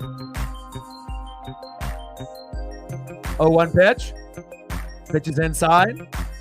1 ball and 1 strike to Hollywood Josh Rojas. I mean, we would have to have a couple guys get hit by pitches. We'd have to have a couple guys get walked, and then we would have to have that big home run or big RBI. So, I mean, there is a path to get to 3 runs to tie it, but then you have to hope that you don't give up more in the bottom of the 9th, and who knows? I mean, is it safe to say that the Dodgers are done at 6? Maybe they end up getting a little bit more.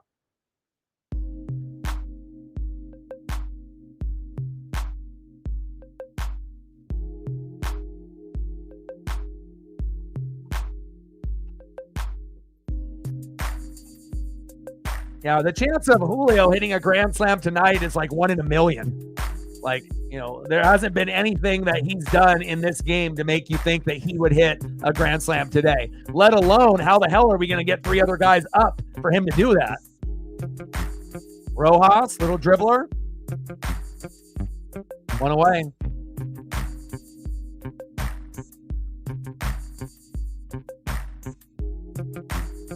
Rojas grounded out to the shortstop. 1 out. Next up is Leo Rivas.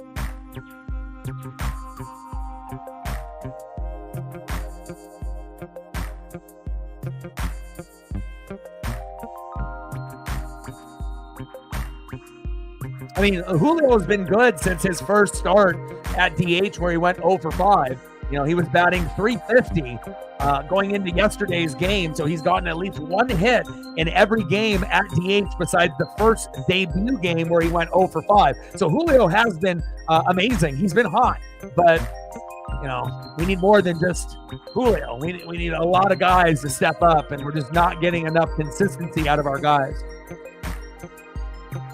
Not enough bunts. And not enough quality pitching. Our bullpen stinks. 1-1 pitch. Pitch is outside from Hudson to Rivas. 2 balls and 1 strike. Yeah, but even if you fire Service, it's not going to improve the hitting. Like, obviously, the emotional factor of firing a guy, you might be able to get a little bit of a spark. But last time I checked, Scott's not the one swinging. He's not the one throwing the ball. Obviously, his strategy is terrible most of the time, but, I'm not sure if firing Service, all of a sudden we're going to go on like a 15-game win streak. Not going to happen. And I don't think that they're not going to fire him mid-season. They're going to wait to the end of the season and still not fire him. And we'll probably still have Dipoto and Service next year. Rivas, back. Off the wall. There we go. Well, at least that's a decent start there. A double by Rivas.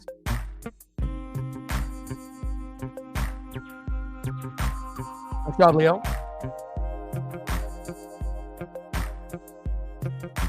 Next up, center fielder Victor Robles. But they decided to say, nah, you've been good today, Victor. Now we're going to go to Dominic Canzone. Now I can see why we would lose. Now, Dom is due for a home run. But why would you go, obviously, lefty or righty? And that's why they're doing it. But again, another move that Mariner fans will not be happy with.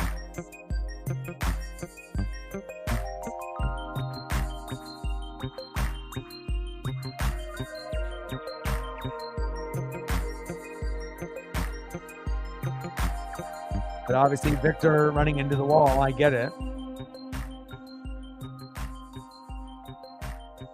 That one shot foul by Canzone.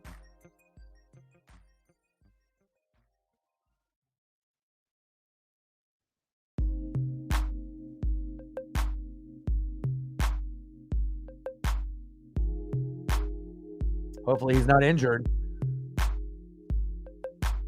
Wild pitch. Rivas. We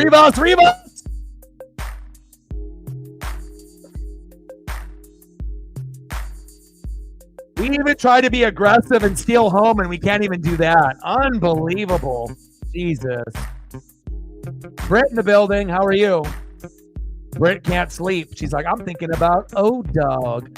Let's see if he is still streaming. Oh, let me look. It's 1:19 a.m. and I can't sleep. I'm thinking about Orion. Let's hop on to NWSF. Hello, Britt. Good effort by Rivas.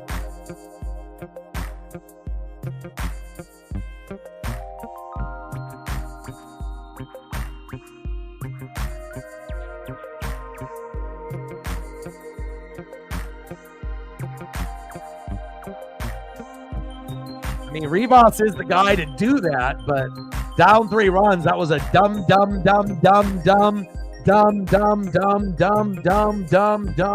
move. Now, if we're down like 1, maybe go for it, or whatever, but not when you're down 3. Baseball IQ. Some of us have it, some of us don't.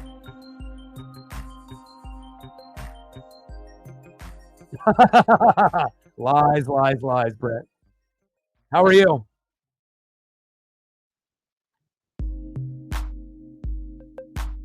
I've missed you. Live closer. Why you got to live on the other side of the country? You lived in Oregon where our dogs could walk. But I am taking Paisley Pup to the vet tomorrow, so hopefully everything is okay with her. Got a little bit of a bite, bug or spider, and then she has this little bit of like growth that looks like kind of like a mole on her leg, so hopefully it's not like cancer or something serious. It'll probably be like a 5-minute vet visit, and she'll just look at the wounds and say, yep, they'll be fine, and then hand me a bill for $150 bucks. Call stands, and he is out, 2 away.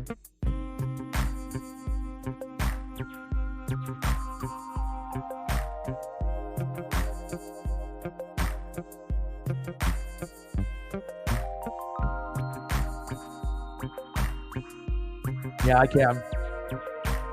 We're down to our final out here.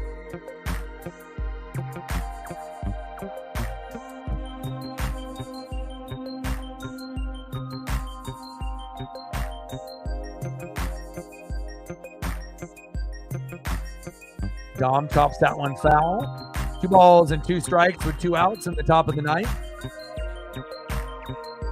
Last chance opportunity for Dominic Canzone. There he is. Hello. Handsome fella. 2-2 pitch. Canzone line drive. And the Dodgers win the series, and they definitely rip out our hearts as well. We tried to compete. We scored early. We lost 3-0 yesterday. We found a way to get to 3. And then what happens? The Dodgers find a way to hit a 3-run blast late in the matchup off a pitch hit. Jason Hayward 3-run blast, and that put the end to the Mariners. But I will be live tomorrow. Logan Gilbert will be on the mound at 7 p.m. Pacific, and hopefully we can win at least 1 out of 3.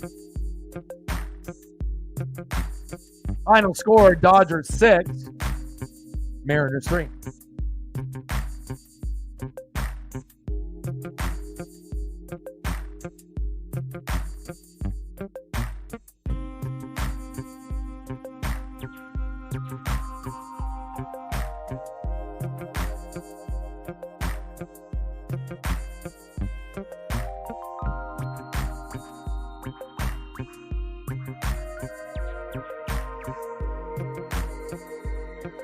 All right. Yeah, I know. Okay, sounds good.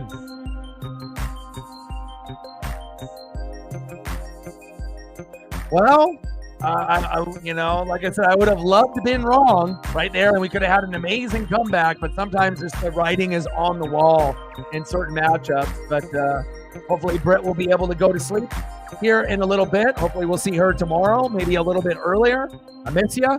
And again, final score, Dodgers 6, Mariners 3 in a heartbreaker. And again, thank you to all the people that donated, commented, shared. I love you guys so much. And I got one question for you. Who talks sports like us? Your boy Orion, Northwest Sports Fanatics, and I'm out. Gang.